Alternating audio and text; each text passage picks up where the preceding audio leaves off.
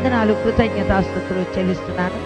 ఈ దినానికి నియమించబడ్డ వాక్య భాగం లూకా రాసిన సువార్త 21వ అధ్యాయము 21, 22 వచనాలు. జాన్లోకి వెళ్దాం. 21, 22 వచనాలు. అప్పుడు యూదయలో ఉండువారు కొండలకు పారిపోవలెను, దాని మధ్య నుండి వారు వెలుపలికి పోవలెను, పల్లెటూళ్ళలోని వారు దానిలో ప్రవేశింపకూడదు. లేఖనములలో రాయబడినవన్నీ నెరవేరుటకై అవి ప్రతిదండన దినములు. అందరం కళ్ళు మూసుకుందాం, ప్రార్థనలోకి వెళ్దాం. షలోభాష్యోనారి కరాసి నాదకడికెరు వాష్యందెల ലൂക്കറ കിന്തറ സീക്കറ കുരുന്തറ ഇൻസെവെസ്ത ഞാൻ వెరియంగళ కర్తాలియా స్తోత్రం. దయగల తండ్రి, మహాకృప ప్రేమను బట్టి మాకు నాయన 4వ దినం మీ కృపలో మాకు ఇచ్చినందుకు స్తోత్రం తండ్రి. అయ్యా, నీ కృప ద్వారా 40 దినాలు నాయన ప్రతి బిడ్డను కూడా ప్రతి బలహీనత నుంచి విడుదల చేసి నీ రక్షణలో సంపూర్ణత కలిగించమని అడుగుచున్నాను. ప్రతి ఒక్కరి మీద నీ పరిశుద్ధాత్మను కుమరించి దేవా, వారి పరిశుద్ధతను పొందడానికి కృపా కటాక్షం ఇచ్చి మహిమ పొందాలని ఆది అంతం గుండి నడిపించి నీ ఆత్మకార్యాలు ఇక్కడ చేయమని యేసు నామములో అడిగి ప్రార్థిస్తున్నాను తండ్రి, ఆమేన్. దేవుని పరిశుద్ధ నామానికి స్తోత్రం. ప్రభువేమంటున్నారో చూద్దాం. అప్పుడు యూదయలో ఉండువారు కొండలకు పారిపోవలెను, వెలుపలికి పోవలెను, పల్లెటూళ్ళలోని వారు దానిలో ప్రవేశించకూడదు. లేఖనములలో రాయబడినవన్నీ నెరవేరుటకై అవి ప్రతిదండనములు. దేవునికి స్తోత్రం. ప్రియులారా, యెరూషలేము ఎప్పుడైతే మరి దండ్లు అంటే జనాలు, దేవునికి స్తోత్రం, ప్రపంచమంతా కూడా దాని మీద యుద్ధానికి వెళ్ళబోతున్నది. దేవునికి స్తోత్రం. ప్రియులారా, దేవుడు ఈరోజు మనతో మాట్లాడుతున్నాడు. దానికి ఎంతో మంది మరి వ్యతిరేకముగా లేచి దాని మీద యుద్ధానికి వెళుతున్నప్పుడు దేవునికి స్తోత్రం. ప్రియులారా, అప్పుడు దాని యొక్క నాశనము ఏ రీతిగా సంభవిస్తుంది, అప్పుడు మనం ఎలా ఉండాలి, అక్కడ ఉన్న వాళ్ళు ఎలా ఉండాలి అన్న దాని గురించి ఇక్కడ ప్రభు మాట్లాడుతున్నాడు. అప్పుడు యూదయలో ఉండేవారు కొండలకు పారిపోవలెను, దాని మధ్య యూదయ దేశంలో ఉన్న దాని మధ్యలో ఉన్నవారు వెలుపలికి పోవలెను. దేవునికి స్తోత్రం. అందులో ఎవ్వరూ కూడా ఉండడానికి వీల్లేదు. ఎందుకంటే భయంకరమైనటువంటి పరిస్థితి ఆ యొక్క దేశానికి లేదా ఆ రాజ్యానికి సంభవించబోతున్నది. ఇశ్రాయేలు ప్రజల మీదకి యుద్ధము రాబోతుండగా ఆ యుద్ధములో జరగబోయే పరిస్థితి ఏంటి అన్నది పరిశుద్ధాత్మ ఈరోజు మనతో మాట్లాడుతున్నాడు. దాని మధ్య నుండి వారు వెలుపలికి పోవాలి. అందులో ఉండడానికి వీల్లేదు, ఉంటే లాభం లేదు. ఇప్పుడు ఒకవేళ శత్రు ఇక్కడ చుట్టాడు అనుకుందాం, మనందరం ఇక్కడ ఉందాం అనుకున్నాం. ఇక్కడ ఉంటామా పారిపోతామా ఉంటామా? ఉండకూడదు అంటున్నాడు. అక్కడ ఉంటే వాడు బ్రతికే అవకాశాలు లేవు. కనుక భయముతో ప్రజలు ఏమైపోతున్నారంటే పారిపోతున్నారు. దేవునికి స్తోత్రం. ప్రియులారా, అందుకే అన్నాడు దాని మధ్య నుండి వారు వెలుపలికి బయటికి పారిపోవలెను, పల్లెటూళ్ళలోని వారు దానిలో ప్రవేశించకూడదు. పక్క ఊర్లో ఉన్న వాళ్ళు ఆ లోనకి లేదా ఆ పట్టణంలోకి రాకూడదు. లేఖనములో వ్రాయబడినవన్నీ నెరవేరుటకై అవి ప్రతిదండన దినాలు. దేవునికి స్తోత్రం. ప్రియులారా, భయంకరమైన శ్రమ దినాలు, కష్ట దినాలు. దేవునికి స్తోత్రం. దేవుడు ఈరోజు మనతో మాట్లాడుతున్నాడు. నేను ఒక వీడియో చూశాను. ఏంటి అంటే, ఆయన ఒక దైవజనుడు, పాస్టర్. ఆయనకు ఒక బాబు, ఒక భార్య, ఇద్దరు కూడా యవనస్తులే. అయితే వాడు తలుపేస్తున్నది. ఏం చేశారంటే, బయట ఎక్కడ నార్త్లో జరిగిన సంఘటన మీతో చెప్తున్నాను. ముక్కులకి కట్టుకున్నారు. వస్తున్నాయి చాలా మంది. మరి ఎవరు తీశారో వీడియో, చాలా యవనస్తులు అన్నమాట. వాళ్ళు ముక్కులకి కట్టేసుకుని అంత రెడీగా ఉన్నారు. ఒక్కడిని కొట్టడానికి ఎంతమంది వెళుతున్నారో ఆలోచించేయండి. ఒక గుంపు బయలుదేరింది, తలుపు కొట్టారు. భార్య వచ్చి తలుపు తీసింది. వెంటనే కట్టె తీసుకుని పాస్టర్ను కొట్టడం ప్రారంభించారు. భయంకరంగా కొడుతుంటే ఆయన ఏమంటలేదు, జీసస్ జీసస్ జీసస్ అన్న కేక తప్ప ఇంకేమీ లేదు. కొట్టారు. తమకు నచ్చినంత సేపు కొట్టారు, భయంకరంగా కొట్టారు. దేవునికి స్తోత్రం. కొట్టి అలిసిపోయారు. ఆ సమయంలో దేవునికి స్తోత్రం కొట్టి వాళ్ళు బయటకు రాగానే ఆయన నిజంగా మళ్ళీ లేచాడంటే అది గొప్ప సంగతి అనుకోవాలి మనం. బయటకు వచ్చాడు, లో నుంచే ప్రారంభించాడు. యేసే దేవుడు, యేసే రక్షకుడు, యేసు తప్ప మరొకరు లేరు, యేసును నమ్మండి, ఆయనే సమస్త కార్యాలు చేయగలడు, ఆయనలో రక్షణ ఉందని చెప్పి కేకలేసుకుంటూ బయటకు వచ్చాడు. ప్రేక్షకుల్లాగా జనాలందరూ చూస్తున్నారు, ఈయన మాత్రము అవే కేకలేస్తున్నాడు. నిశ్చయముగా ప్రియులారా, నార్త్లో ఎంతో భయంకరమైన సంగతులు జరుగుతున్నాయి. అందుకే వాక్యం మనతో చెప్తుంది, అక్కడైతే యుద్ధము, ఇక్కడైతే ఏ యుద్ధం లేకుండానే క్రైస్తవత్వాన్ని నాశనము చేయాలని, లేదా వాళ్ళని చంపేయాలని, వాళ్ళని ఏదో జరిగించాలని ఎంతగానో ప్రయాసపడుతున్నారు. దేవునికి స్తోత్రం. మరి అదే స్థానంలో, మరి యూపీలో నార్త్లో ఏదో తెలియదు, ఆ లాంగ్వేజ్ అసలు మాకు అర్థమవుతలేదు. ఒక అమ్మాయి దరిదాపు 14 సంవత్సరాలు ఉంటాయేమో అమ్మాయికి. దేవునికి స్తోత్రం ప్రియులారా, అంత ఉంది. ఒక నిక్కర్ వేసుకుంది, బనియన్, అంటే వాళ్ళు అలాంటి డ్రెస్సులు అక్కడ వేస్తారు, వేసుకుంది. అయితే ఈ అమ్మాయి ఏం చేసింది, చర్చికి వెళ్ళి వచ్చింది. చర్చికి వెళ్ళి వచ్చిందో లేదో తల్లి వద్దు అంటుంది, చర్చికి వెళ్ళొద్దు, నువ్వు ప్రార్థనకి వెళ్ళొద్దని భయంకరంగా అమ్మాయిని, దేవుని స్తోత్రం, మరి అంటే అయినా సరే తను ప్రార్థన మానకుండా ఖచ్చితంగా ప్రార్థనకి వెళ్ళింది. వెళ్ళేసి దేవునికి స్తోత్రం, అక్కడ రాగానే తల్లి భయంకరంగా బాధేసింది. ఆ తర్వాత మళ్ళీ జనాలను పిలిచింది, వాళ్ళు వచ్చారు. వాళ్ళు ఎంతోసేపు అది ఇది ఏదేదో మాట్లాడారు.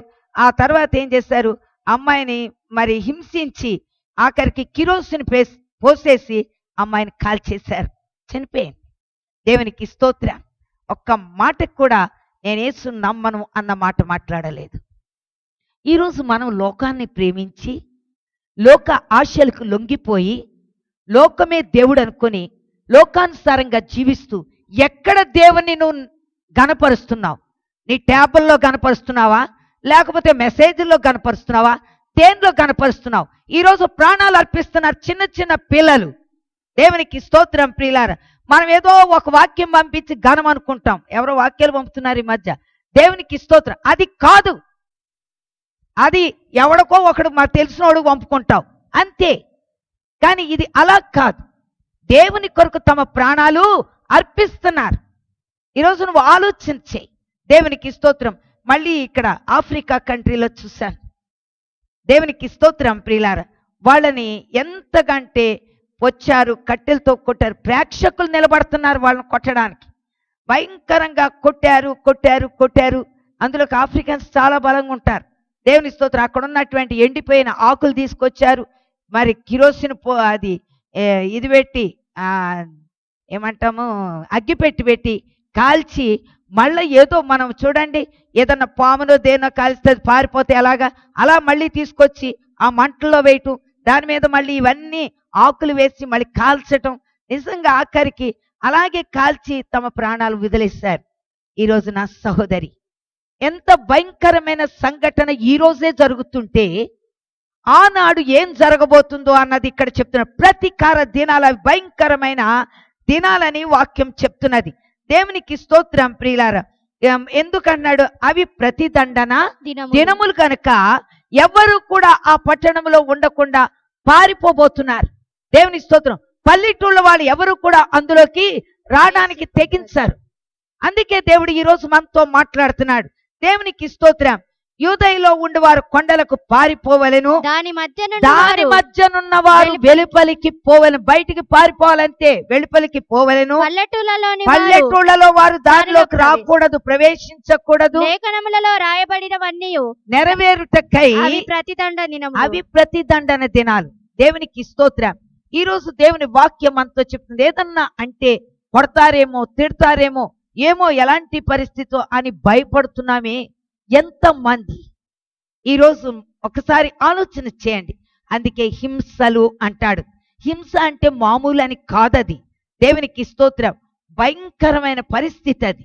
దేవునికి స్తోత్రం. వీళ్ళందరూ కూడా ఎక్కడున్నారు? అపోస్తులు ఉన్నటువంటి స్థానంలో ఉన్నారు. హల్లెలూయా, హల్లెలూయా. దేవునికి స్తోత్రం ప్రియులారా. ఇవాళ రేపట్లో వాల్ పోస్టులు ఎవరు వేయకూడదు. వాల్ పోస్టులు వేసిన చర్చి పేరు రాయరు, రాసిన ఏం నంబర్ ఇవ్వకూడదు? దేవునికి స్తోత్రం, ఫోన్ నంబర్. పాప నాకులాంటి పిచ్చోళ్ళు దేవునికి స్తోత్రం ప్రియులారా, శ్రీశైలంలో మరి నంబర్ ఇచ్చేసి పేరు రాసేసి అన్నీ రాసి కింద భోజనాలు ఇవ్వబడును, భోజనం పెట్టబడును ఏదో రాశారు. అయితే వెంటనే ఆర్ఎస్ఎస్ వాళ్ళు ఫోన్ చేశాడు ఒక ఆయనకి. ఇది ఎక్కడ మా దగ్గరే సార్ అన్నాడు. తెలియక అమాయకంగా జవాబు చెప్తా ఉన్నాడు. దేవుని స్తోత్రం. ఏంట్రా అన్నదానం చేస్తున్నారా? ఎవరే మీరు ఎక్కడున్నారా? అది శ్రీశైలం ఏంట్రది? అది ఎవరిదిరా? యేసుప్రభు దారా నది. ఆ నది యేసుప్రభుదని అంటారా? అదిరా అంట. అడిగి ఆర్ఎస్ఎస్లో పెద్ద మనిషి అంట. దేవునికి స్తోత్రం ప్రియులారా.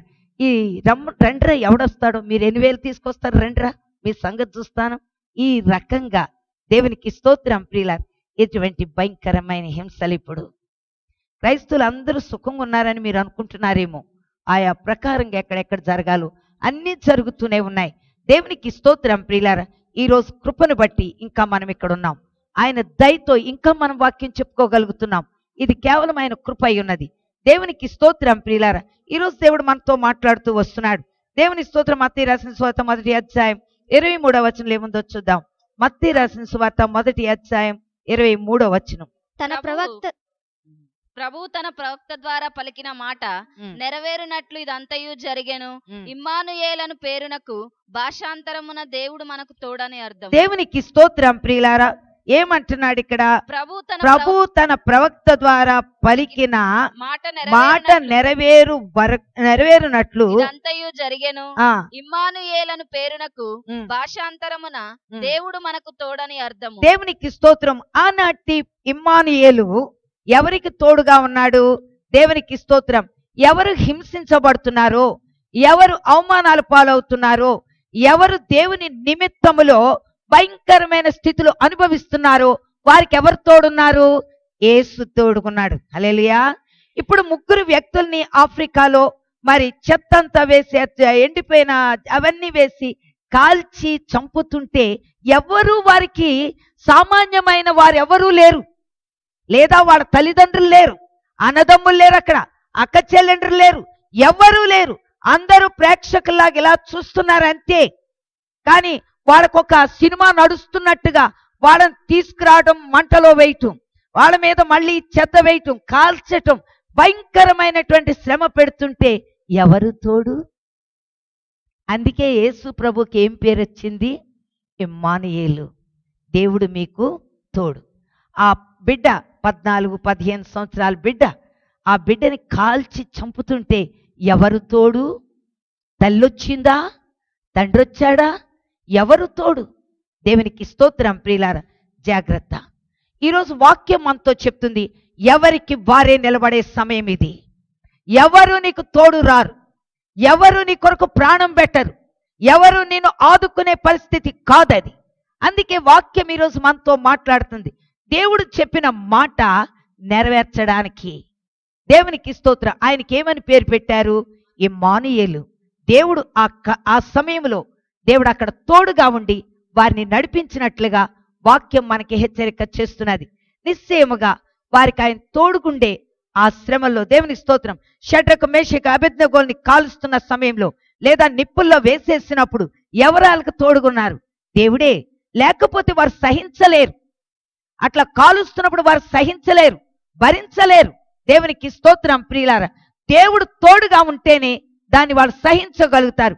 అంత పసిపిల్ల కూడా అసలు న్యాయంగా నువ్వు చర్చికి వెళ్ళొద్దంటేనే వాళ్ళు, హల్లెలూయా, పెద్ద పెద్దోళ్ళు, పెళ్ళిళ్ళైనోళ్ళు, పిల్లల తల్లులు దగ్గరికి వచ్చేసి ఒక ఆమె చెప్తాది, వాళ్ళు ఆయన అంట ప్రార్థనకి వెళ్ళొద్దు అన్నాడంట. మరి ఆవిడేమో మళ్ళీగా ప్రార్థనలు నడుపుతారు వీళ్ళు.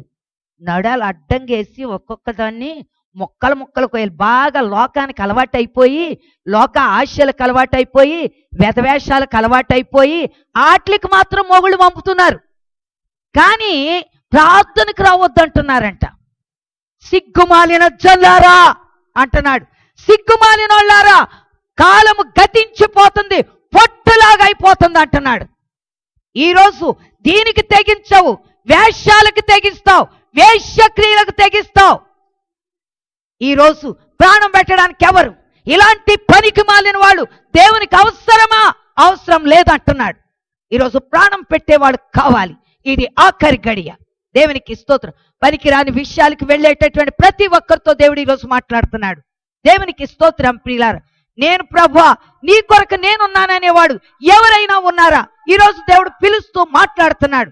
దేవునికి స్తోత్రం. లోకానుసారంగా నడవడానికి ఏ భర్త ఆటంకంగా ఉండడు. లోకానుసారంగా కథలు నడపడానికి ఏ ఏ తల్లి ఆటంకంగా ఉండదు. దైవత్వంలో నడిచేటప్పుడే ఆటంకంగా మారతారు. అప్పుడు నిలబడు నువ్వు. ఇప్పుడు అవసరం నీకు.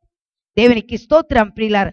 నిజంగా వాళ్ళు ప్రాణం అలా పెడుతుంటే నాకు అనిపించింది, అది చూస్తూ ఉన్నాను, నాకు అనిపించింది నేను కూడా ఇలాగే ప్రాణం పెట్టవలసి ఉంది.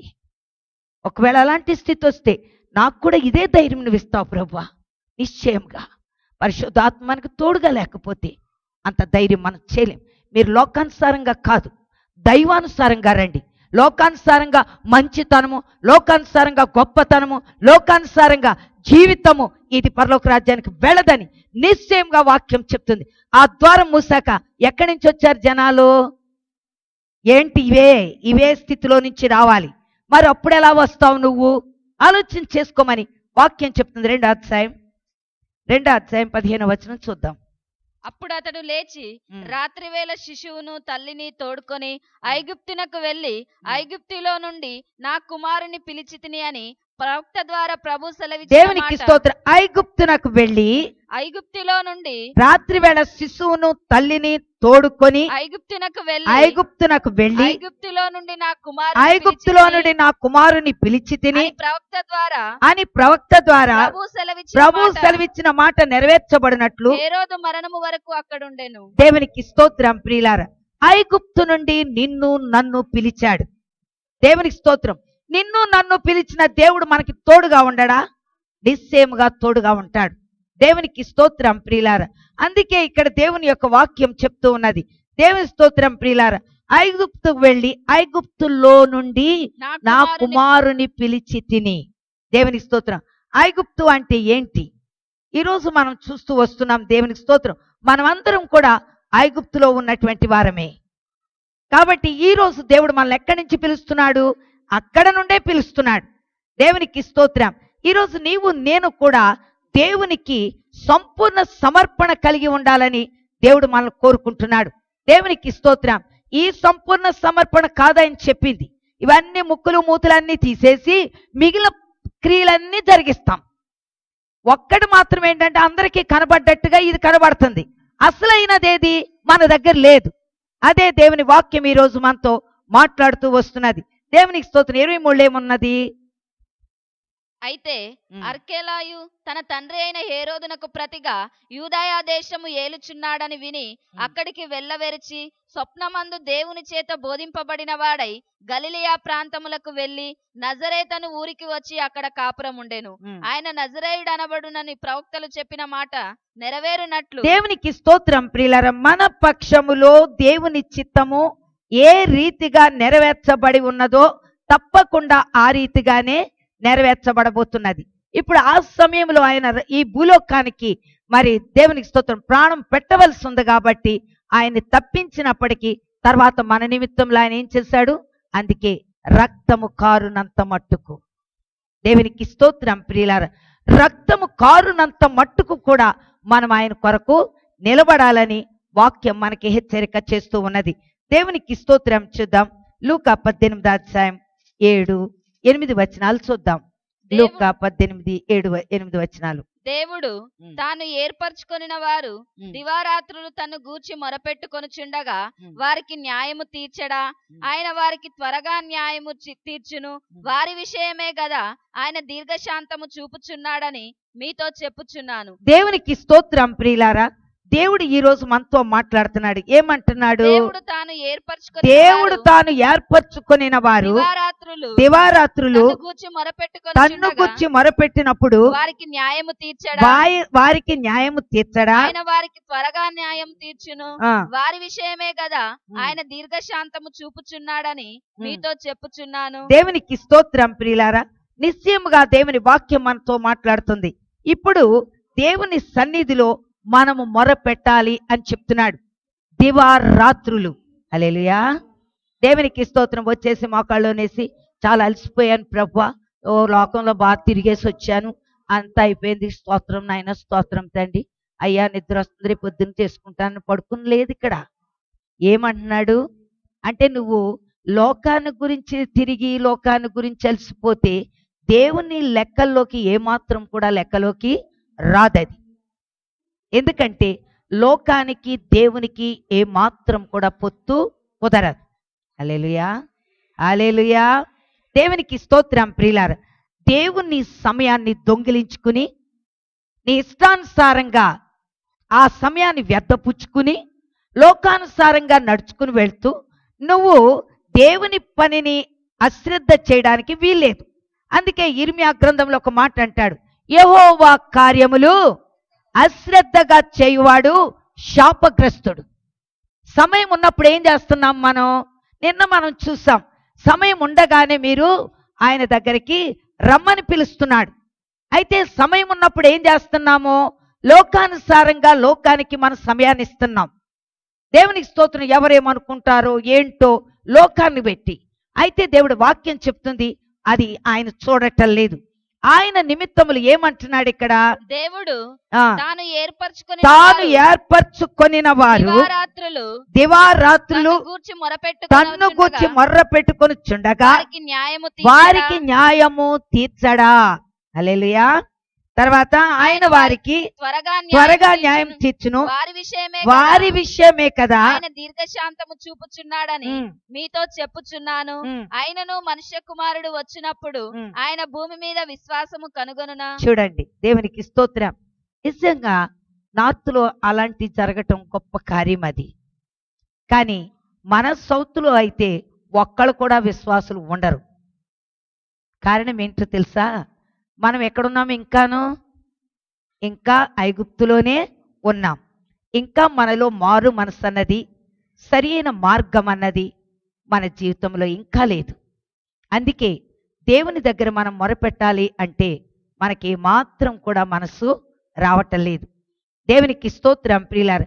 నేనున్నాను, పరలోకానికి వెళ్తానికి నేనున్నాను అంటే ఒకవేళ అలాంటి సమయం కానీ దగ్గరికి వస్తే మనం ఎక్కడున్నామో పరీక్ష చేసుకోమని వాక్యం ఈరోజు మనతో సెలవిస్తుంది. దివా రాత్రులు, దివా అంటే పగలు, రాత్రి కూడా ఆయన సన్నిధిలో ఏం చేయాలంట? మొరపెట్టాలంట. దేవునికి స్తోత్రం ప్రియులారా. అలా మొరపెట్టినప్పుడు దేవుడు ఏమంటున్నాడంటే, తప్పకుండా నేను నీకు న్యాయం తీరుస్తాను. దేవునికి స్తోత్రం ప్రియులారా. ఈరోజు నువ్వు ఏర్పాట్లో ఉన్నావని ఎలా తెలుసుకోవాలి? ఇవకు నీకు దేవునికి ఏమాత్రము సంబంధం లేదు. ఆ సంబంధం ఎంతవరకు ఉంది అంటే తండ్రి ప్రభువా నాయన అన్నంత వరకే ఉంది. మిగిలినది ఏ మాత్రం కూడా ఆయనకి అటాచ్మెంట్ లేదు. నువ్వు నిజంగా అటాచ్మెంట్ అయి ఉంటే ఆయన ఎన్నటికీ కూడా వదిలిపెట్టేదానివి కాదు, వదిలిపెట్టేవాడివి కాదు. అందుకే అంటున్నాడు దివారాత్రులు. దేవునికి స్తోత్రం. నువ్వు ఎక్కడున్నప్పటికీ ఆయన సన్నిధిలో మొర వినబడాలని దేవుడు కోరుకుంటున్నాడు. దేవుడు తాను ఏర్పరచుకున్న వారు దివారాత్రులు మొరపెట్టినట్లయితే వారికి న్యాయము తీర్చడా. ఆయన వారికి త్వరగా న్యాయము తీర్చును, వారి విషయమే కదా ఆయన దీర్ఘశాంతము చూపుచున్నాడని మీతో చెప్పుచున్నాను. దేవునికి స్తోత్రం ప్రియులారా. ఈ రోజు ఆయన దీర్ఘశాంతుడు గనక నిశ్చయముగా దేవుని స్తోత్రం. అసలు ఆయన భూలోకానికి వచ్చింది ఎందుకు? మనల్ని నిర్ణయం చేసింది ఎందుకు? సంపాదించుకుని ఎంజాయ్గా బ్రతకడానిక? అసలు ఎందుకు దేవుడు మనల్ని నిర్ణయించుకున్నాడు? చూద్దాం. మత్తయి రాసిన సువార్త 4వ అధ్యాయము దేవుని స్తోత్రం 12 నుంచి చూద్దాం. చూడండి. యోహాను చెరపట్టబడనని యేసు విని గలిలయకు తిరిగి వెళ్లి నజరేతు విడిచి జెబూలును నఫ్తాలి అను దేశముల ప్రాంతములలో సముద్ర తీరమందలి కపెర్నహూమునకు వచ్చి కాపురముండెను. జెబూలూను దేశమును నఫ్తాలి దేశమును యోర్దానుకు ఆవలనున్న సముద్ర తీరమున అన్యజనులు నివసించు గలిలయ చీకటిలో కూర్చుండి ఉన్న ప్రజలను గొప్ప వెలుగు చూచిరి. మరణ ప్రదేశములోను మరణఛాయలోను కూర్చుండి ఉన్న వారికి వెలుగు ఉదయించెను అని ప్రవక్త అయిన యెషయా ద్వారా పలకబడినది నెరవేరునట్లు ఇలాగున జరిగెను. దేవునికి స్తోత్రం ప్రియులారా. ఈయనేమన్నాడు? యోహాను చెరపట్టబడినని యేసు విని గలిలయకు తిరిగి వెళ్ళి నజరేతు విడిచి జెబూలూను నఫ్తాలి అనే దేశముల ప్రాంతములలో సముద్ర తీరమందలి కపెర్నహూమునకు వచ్చి కాపురముండెను. జెబూలూను దేశమును నఫ్తాలి దేశమును యోర్దానుకు ఆవలనున్న సముద్ర తీరమున అన్యజనులు నివసించు గలిలయ చీకటిలో కూర్చుండి ఉన్న ప్రజలను గొప్ప వెలుగు చూచిరి. మరణ ప్రదేశములోను ఆయన ఎక్కడున్నాడో అక్కడ ఏం కనపడ్డాది? వెలుగు. మరి మనం ఎక్కడున్నామో ఏం కనబడుతుంది? మనమే పరీక్షించుకోవాలి. ఇప్పుడు ఇజ్రాయేలీల మీదకి యుద్ధం రావడానికి కారణం ఏంటి? దేవునికి స్తోత్రం. ఇవాళ ఆలోచన చేయండి. నీవు నేను వెలుగు చూపించాలని నిలబడ్డామా, చీకటిని చూపిద్దామని నిలబడ్డామా? ఆయన ఎక్కడున్నాడో అక్కడ వెలుగుంది, మనం ఎక్కడున్నామో అక్కడే చీకటి ఉంది. అందుకే శ్రమలు పాలయ్యింది ఎవరు? ఈరోజు దేవుని సన్నిధిలో మొరపెట్టనోళ్ళు ఎవరు? మనమే ప్రశ్న వేసుకున్నట్లయితే ఇవన్నీ జరుగుతున్నది ఎవరి నిమిత్తంలో జరుగుతుంది? మన నిమిత్తంలోనే జరుగుతున్నాయి. హల్లెలూయా, హల్లెలూయా. దేవునికి స్తోత్రం. ప్రియులారా, నిశ్చయముగా నీవు నేను ఒక వెలుగు పాత్రగా ఉండాలని దేవుడు మనల్ని నిలబెట్టాడు. రేయి పగలు కూడా ఆయన పాద సన్నిధిలో మొరపెడుతూ ఆయన యొక్క సన్నిధిని మనం అనుసరించాలని దేవుడు మనం నిలబెడితే, పాపాన్ని ప్రజలకు చూపిస్తూ పాపాన్ని ఆలోచించుకుంటూ దానిలో ఆనందపడతా ఉంటే దేవుడు అది సహించాడు. దాన్ని బట్టే నెమ్మది సమాధానాన్ని మనం ఏమైపోతున్నాం? కోల్పోతున్నాం. హల్లెలూయా, హల్లెలూయా. దేవునికి స్తోత్రం. ఒక క్రైస్తవుడు అంటే ఒక వెలుగు, ఒక ఉప్పు. వాడు ఏ స్థానంలో ఉన్నప్పటికీ ఆ ప్రకాశము ఆ ప్రాంతానికి కలిగి ఉండాలని వాక్యం చెప్తున్నది. దేవునికి స్తోత్రం. నేను అక్కడి నుంచి ఇక్కడ ఈ ఇంటికి వచ్చాను, ఈ స్థానంలోకి వచ్చాను. ఇంత క్రితం నేను ఎక్కడుండేదాన్ని? అక్కడ ఉండేదాన్ని నిసి హోం పక్కకి. ఒకరోజు నేను అక్కడికి వెళ్ళాను. ఆ ఎదురింటి ఒక ముసలమ్మ ఉంది, నా ఇళ్ళు. ఆమె గబగబా వచ్చింది. వచ్చి అంటుంది, అమ్మా ఈ ప్రాంతంలో వెలుగంతా కూడా పోయిందమ్మా అంది. వెలుగంతా పోయిందా? ఏం వెలుగమ్మా అని నేను అడుగుతున్నాను. అదే అమ్మా, ఈ ప్రాంతం అంతా వెలుగుండేదమ్మా, ఇప్పుడు మాకు వెలుగు లేదు, చీకటి కమ్మింది అంది. అవునా, ఏమైంది అన్నాను. కాదమ్మా, నువ్వు ఇక్కడి నుంచి ఎప్పుడు వెళ్ళిపోయావో నీతో పాటు ఆ వెలుగు కూడా వెళ్ళిపోయింది. ఈ స్థానం అంతా కూడా చీకటి. ఇప్పుడు నీ ఉన్న స్థానము వెలుగు. చూడండి, అన్యురాలామె, క్రైస్తవురాలు కాదు. వాక్యం కూడా ఆమెకి తెలీదు, ఏమీ తెలీదు. కానీ ఎట్లా మాట్లాడింది ఇది? ఈరోజు మన గురించి ఏం మాట్లాడుతున్నారు? మనల్ని చూస్తే ప్రజలు మన గురించి ఏం చెప్పుకుంటున్నారు? ఈరోజు నీవు నేను కూడా ఆలోచన చేయమని వాక్యం చెప్తుంది. నువ్వు ఏ స్థానంలో ఉన్నావో ఆ స్థానం అంతా కూడా కాపాడబడాలా. ఒక్కడు నీతిమంతుడు ఆ ఊరిలో ఉంటే ఊరంతటికి హల్లెలూయా, హల్లెలూయా. కృష్ణానగర్లో ఎన్ని కుటుంబాలు ఉన్నాయి? ఎంత గొప్ప వెలుగు ప్రకాశిస్తుంది? మీరే ఆలోచన చేయాలి. మీ వెలుగు ఎంతమందికి వెళ్ళింది? మీ నుండి ఎంతమంది రక్షణలో ఉన్నారు? ఎంతవరకు ఒంటిగా నేనే రక్షించబడాలనుకుంటున్నావే? ఇతరుల గురించి ఎప్పుడైనా ఆలోచన చేస్తావా? వారి గురించి మొరపెట్టావా? వారి గురించి అంగలార్చావా? రోధించావా? దేవునికి స్తోత్రం. ప్రియులారా, ఇతరులకేదో అక్కడికి వెళ్ళి సహాయం, ఇక్కడికి, ఇది కాదు. ఈరోజు నిశ్చయముగా మనం అనేక ఆత్మను రక్షించాలి అంటే దేవునికి స్తోత్రం. ప్రియులారా, ఈ వెలుగు ఇతరులకు ప్రకాశించబడాలి. వారి అజ్ఞానత్వం మొట్టమొదటి ఏం వెళ్ళిపోవాలి? దేవునికి స్తోత్రం, వాక్యం ద్వారా తొలగించబడాలి. అది దేవుడు కోరుకుంటున్నాడు. హల్లెలూయా, హల్లెలూయా. అనుక్షణము మనం దేవునికి అవమానకరంగా నిలబడ్డాం. మనల్ని చూడగానే అన్యజనులు అవమానంగా మాట్లాడతారు. కారణం ఏంటి? మన ప్రవర్తన, మన క్రియలు, మన జీవితం, మనలో సరి అయిన మార్గం లేదు. అందుకే శత్రువు ఏమవుతున్నాడు? మన మీద విజృంభిస్తున్నాడు. దేవునికి స్తోత్రం. ప్రియుల, నన్ను చంపాలనుకున్నారు, కానీ దేవుడు ఎవ్వరికి చేతికి నన్ను అప్పచెప్పలేదు. దేవునికి స్తోత్రం. ప్రియులారా, ఈరోజు నేను నిలబడి మీకు మరలా స్వార్థ చెప్పగలుగుతున్నాను. ఒక్క దినం వచ్చితే హతసాక్షి కావలిస్తే అవ్వాల్సిందే, అదేమి కాదు. దేవునికి స్తోత్రం. ఈరోజు నీవు నేనున్నామంటే ఎన్ని ఆత్మల రక్షణలోకి వచ్చాయి. మన వల్ల ఎవరికైనా ఉపయోగం ఉందా? ఎవరికైనా మనం స్వార్థ ప్రకటన చేయగలుగుతున్నామా? ఈ వెలుగుని ఇతరులకి చెప్పగలుగుతున్నామా? ఈరోజు ప్రభు అడుగుతున్నాడు. దేవుని స్తోత్రం. వీళ్ళు ఒక ముస్లిం ఆయన, ఎవరు నాగారం వాళ్ళు, వీళ్ళు ఒక ముస్లిం ఆయన ఆటో మీద వస్తారట. వీళ్ళు చెప్పినటువంటి సాక్ష్యాన్ని బట్టి ఆయన, దేవునికి స్తోత్రం, ఆటో రిక్షా నడిపే డ్రైవరు. అయితే అతను నిజంగా చూస్తే ఎలాగనిపిస్తుందంటే, అంత పేదోడు, నిరుపేద. దేవునికి స్తోత్రం. ప్రియులార్, వీళ్ళ ఆటో మీద వస్తున్నప్పుడు ఆయనకిచ్చే సాక్ష్యాలు, ఆయనతో ముచ్చటించే మాటలు ఆయన విని ఆయన విశ్వసించాడు. విశ్వసించి ఆయనకి గుండెల్లో నొప్పి వస్తుందంట. ఆయనకు ఇది చేశారు, ఏంటది, యాంజియోగ్రామ్ చేశారు, నొప్పి వస్తుందంట. దేవునికి స్తోత్రం ప్రియులారా. ఆయన ఏం చేశాడు తెలుసా? నిన్న 1 కేజీ ఏం పట్టుకొచ్చాడు? చాయ్ పత్తి, ఉప్పు, పప్పు, బియ్యం పట్టుకుని ప్రేమతో వచ్చాడు. దేవునికి స్తోత్రం. ఎందుకు ఇవి ఎవరు తీసుకొచ్చారంటే ఈయన. నేను ఆశ్చర్యపోయాను. ఈరోజు ఆలోచించేయండి. మారనోడు ఉంటాడా? భయపడనోళ్ళు ఉంటారా? ఆలోచించేయండి ప్రియులారా. దేవునికి స్తోత్రం. ఒక ఆయన, మేము మొట్టమొదట చర్చి అక్కడ స్టార్ట్ చేసినప్పుడు రోజు తిట్టివాడు, సరిగ్గా ఆదివారం మొదలెట్టివాడు. ఒకలా భయంకర. నాకు చాలా బాధేసింది. ఎప్పుడు చూసినా ఆదివారం ఇదే పరిస్థితి. ఏంటి నాయన, ఏంటి? ఇతను రక్షిస్తావా? రక్షించు. లేదంటావా? ఏంటి భయంకరమైన స్థితి? సమాధానం లేకుండా చేస్తున్నాడు ఏంటి అనేసరికి దేవునికి స్తోత్రం ప్రియులారా. నిశ్చయంగా ఆ వ్యక్తి ఎగిరాడు, గొంతేశాడు, చుట్టుపక్కల వాళ్ళందరినీ తీసుకొచ్చాడు, ఏమేమో చేయబోయాడు, ఎంతో చేయబోయాడు. చివరికి మరణమైపోయాడు.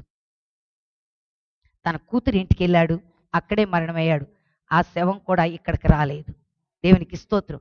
ఆ దెబ్బతో అక్కడున్న ప్రాంత ప్రజలందరూ కూడా ఏమైపోయారో తెలుసా? భయపడిపోయారు. భయపడిపోయి వీళ్ళ జోలికి మనం వెళ్ళకూడదు. ఇదిగో అత్తమానం గంతులేసి అందరినీ పిలిచివాడు, డాన్స్ చేసేవాడు, ఇలాగనివాడు, అందుకే చచ్చిపోయాడు. నీ వల్ల ఏది సాక్ష్యమేది? చెప్పు సాక్ష్యం. ఎవరికి ఉపయోగం ఉన్నావు? ఈరోజు ఎంతవరకు ఏం తినాలి, ఏం తాగాలి, ఏం ధరించుకోవాలి, ఎలా సావాలి, ఎలా గెల్లాలి, ఇదే కదా నీ బతుకు. సమయం వచ్చినప్పుడు, వాక్యం వచ్చినప్పుడు నీ బతుకు బజార్లో ఉంటుంది. అందుకే సత్యం ఎక్కడుందంట? బజార్లో ఉందంట.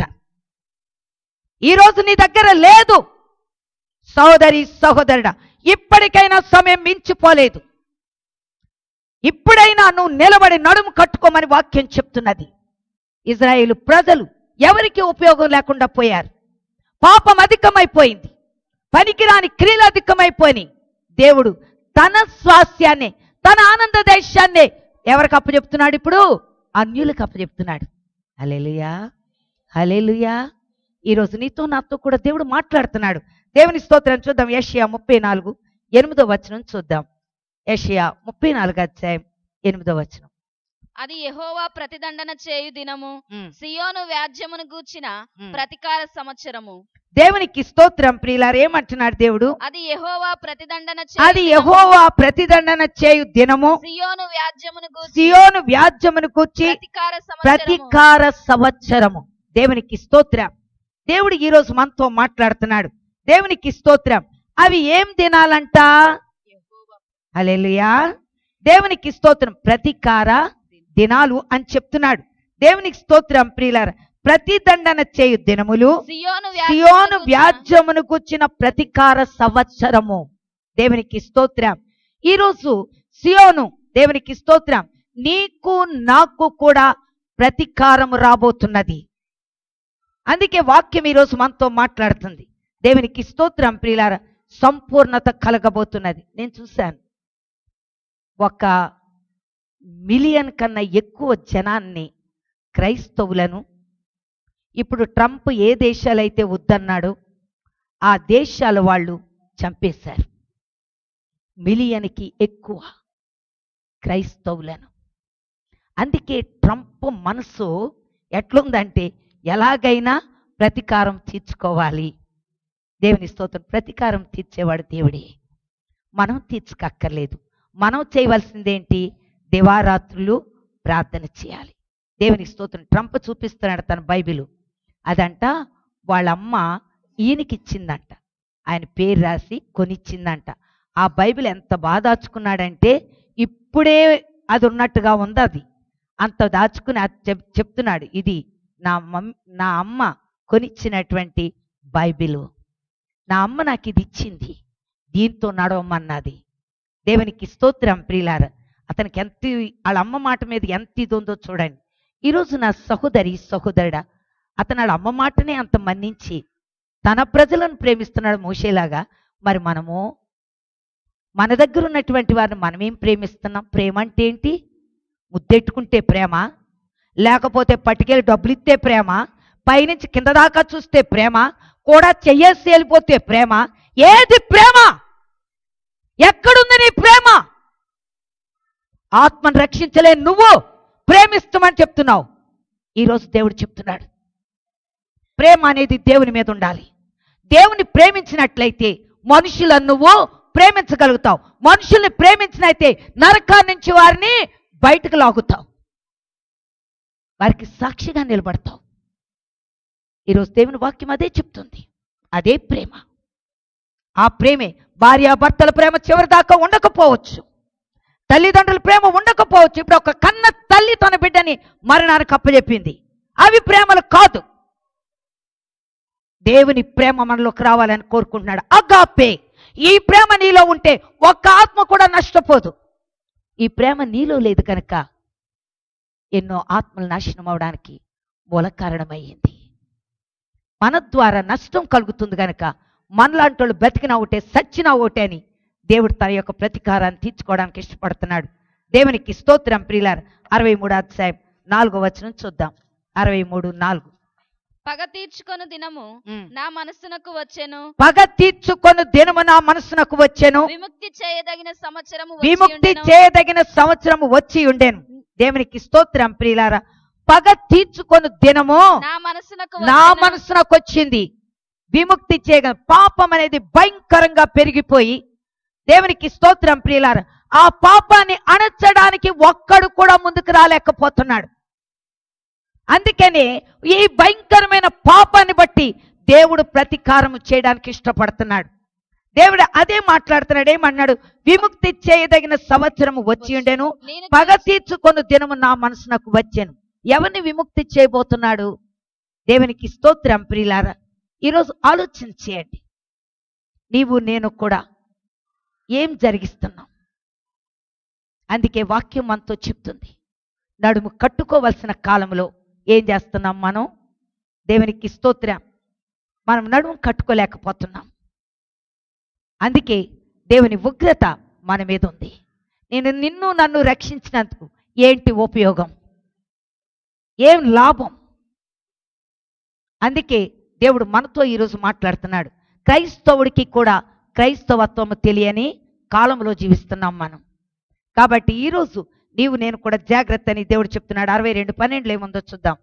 62:12 పరిశుద్ధ ప్రజలనియు యెహోవా విమోచించిన వారనియు వారికి పేరు పెట్టబడును, యెరూషలేమా ఆశింపదగిన దానివనియు విసర్జింపబడని పట్టణమనియు నీకు పేరు కలుగును. దేవునికి స్తోత్రం. అందుకే తన బిడ్డల్ని విమోచించడానికి, శత్రువుల మీద పగ తీర్చుకోవడానికి దేవునికి సమయం వచ్చింది.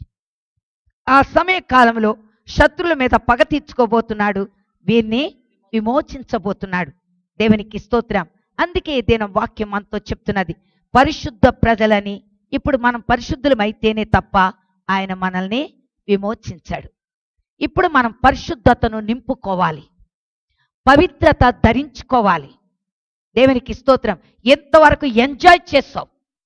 నీ వయస్సు మీరినా నువ్వు ఎంజాయ్ చేస్తూ వచ్చావు, కానీ ఇప్పుడు కాదు, ఇప్పుడు కాదు, ఇది సమయం కాదు. అందుకే ఈ సమయం నువ్వు నడవలసిందేదో దేవుని వాక్యం ఈరోజు మనతో హెచ్చరిక చేస్తూ ఉన్నది.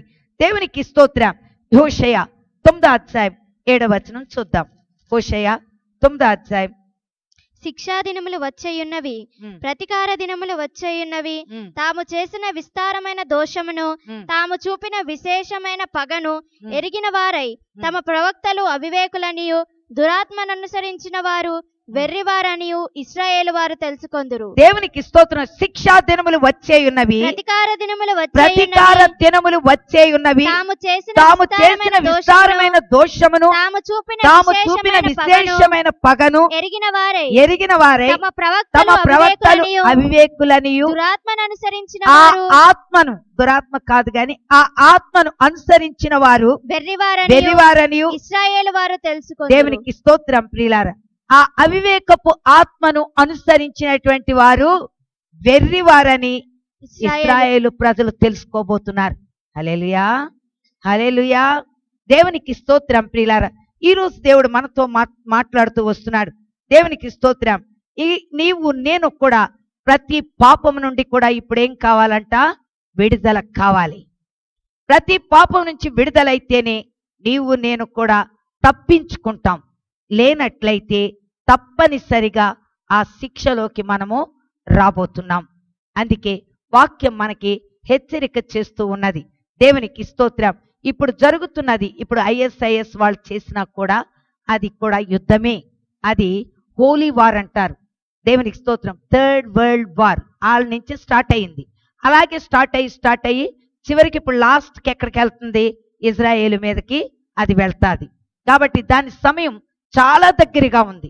ఆలస్యం ఏమీ లేదు, త్వరగానే కార్యం జరుగుతుంది. కాబట్టి మనం ఏం చేయాలంటే, మనకి ఇంకా కృపగల దేవుడు, ఇప్పుడైనా మనసు మార్చుకోండి, ఇప్పుడైనా మీ ఆత్మను ప్రభు తట్టు తిప్పుకోండి అని చెప్పి దేవుడు ఏం చేశాడంటే కొంత సమయాన్ని మనకిచ్చాడు.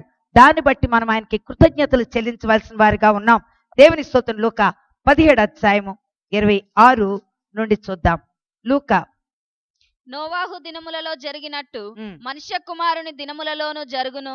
నోవాహు ఓడలోనికి వెళ్ళిన దినము వరకు జనులు తినుచు త్రాగుచు పెండ్లాడుచు పెండ్లికియబడుచు నుండిరి. అంతలో జలప్రళయము వచ్చి. దేవునికి స్తోత్రం ప్రియులారా. దేవుని వాక్యం ఈ రోజు మనతో మాట్లాడుతుంది. నోవాహు దినములలో జరిగినట్టు మనుష్య కుమారుని దినములలో జరుగును. ఇప్పుడు పాపం ఎక్కడుంది మనుష్య కుమారుని దినాల్లో? దేవునికి స్తోత్రం. ఆనాడు కూడా భయంకరమైన పాపము అధికం అవడం బట్టి దేవుడు ఏం చేశాడంటే ఉగ్రత తీసుకొచ్చాడు. దేవునికి స్తోత్రం. అందుకనే జలప్రళయం రప్పించాడు. అలాగే ఇప్పుడు కూడా పాపము భయంకరంగా ఉంది. కూతురు అనే ప్రేమ తండ్రికి ఇప్పుడు లేదు. కూతుర్ని చూడగానే తండ్రి పాపం పెంచుకుంటున్నాడు.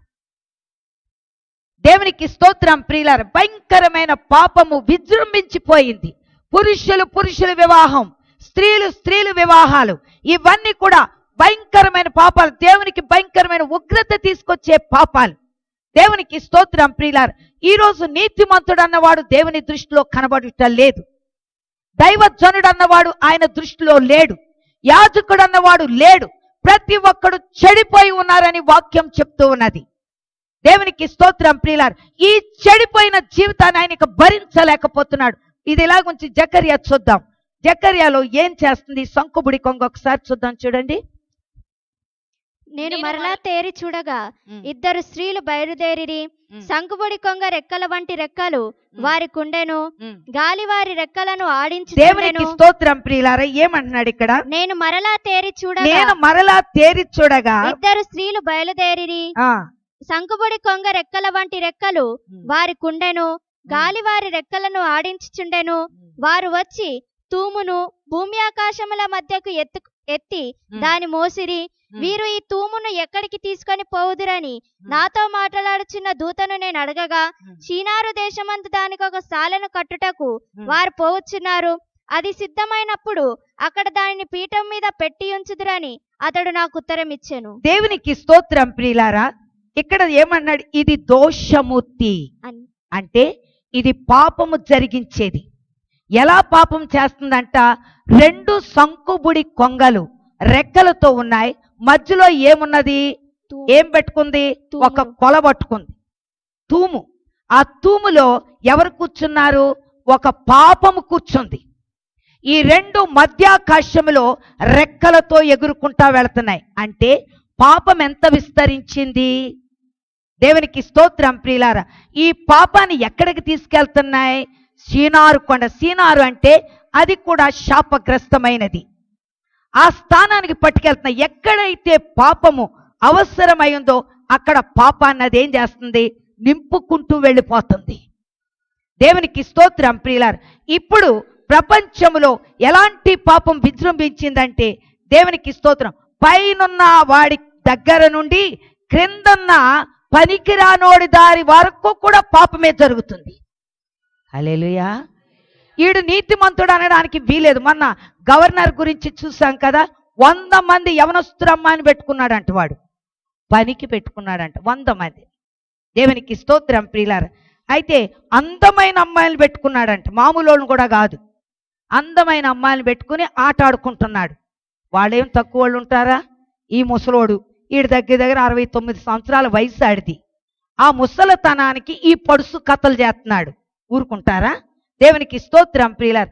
డబ్బుండొచ్చు, ఏమైనా ఉండొచ్చు, కానీ దేవునికి స్తోత్రం ప్రియులారా, మరి వాళ్ళు కూడా ఇష్టపడే విధంగా ఉన్నారో లేదో.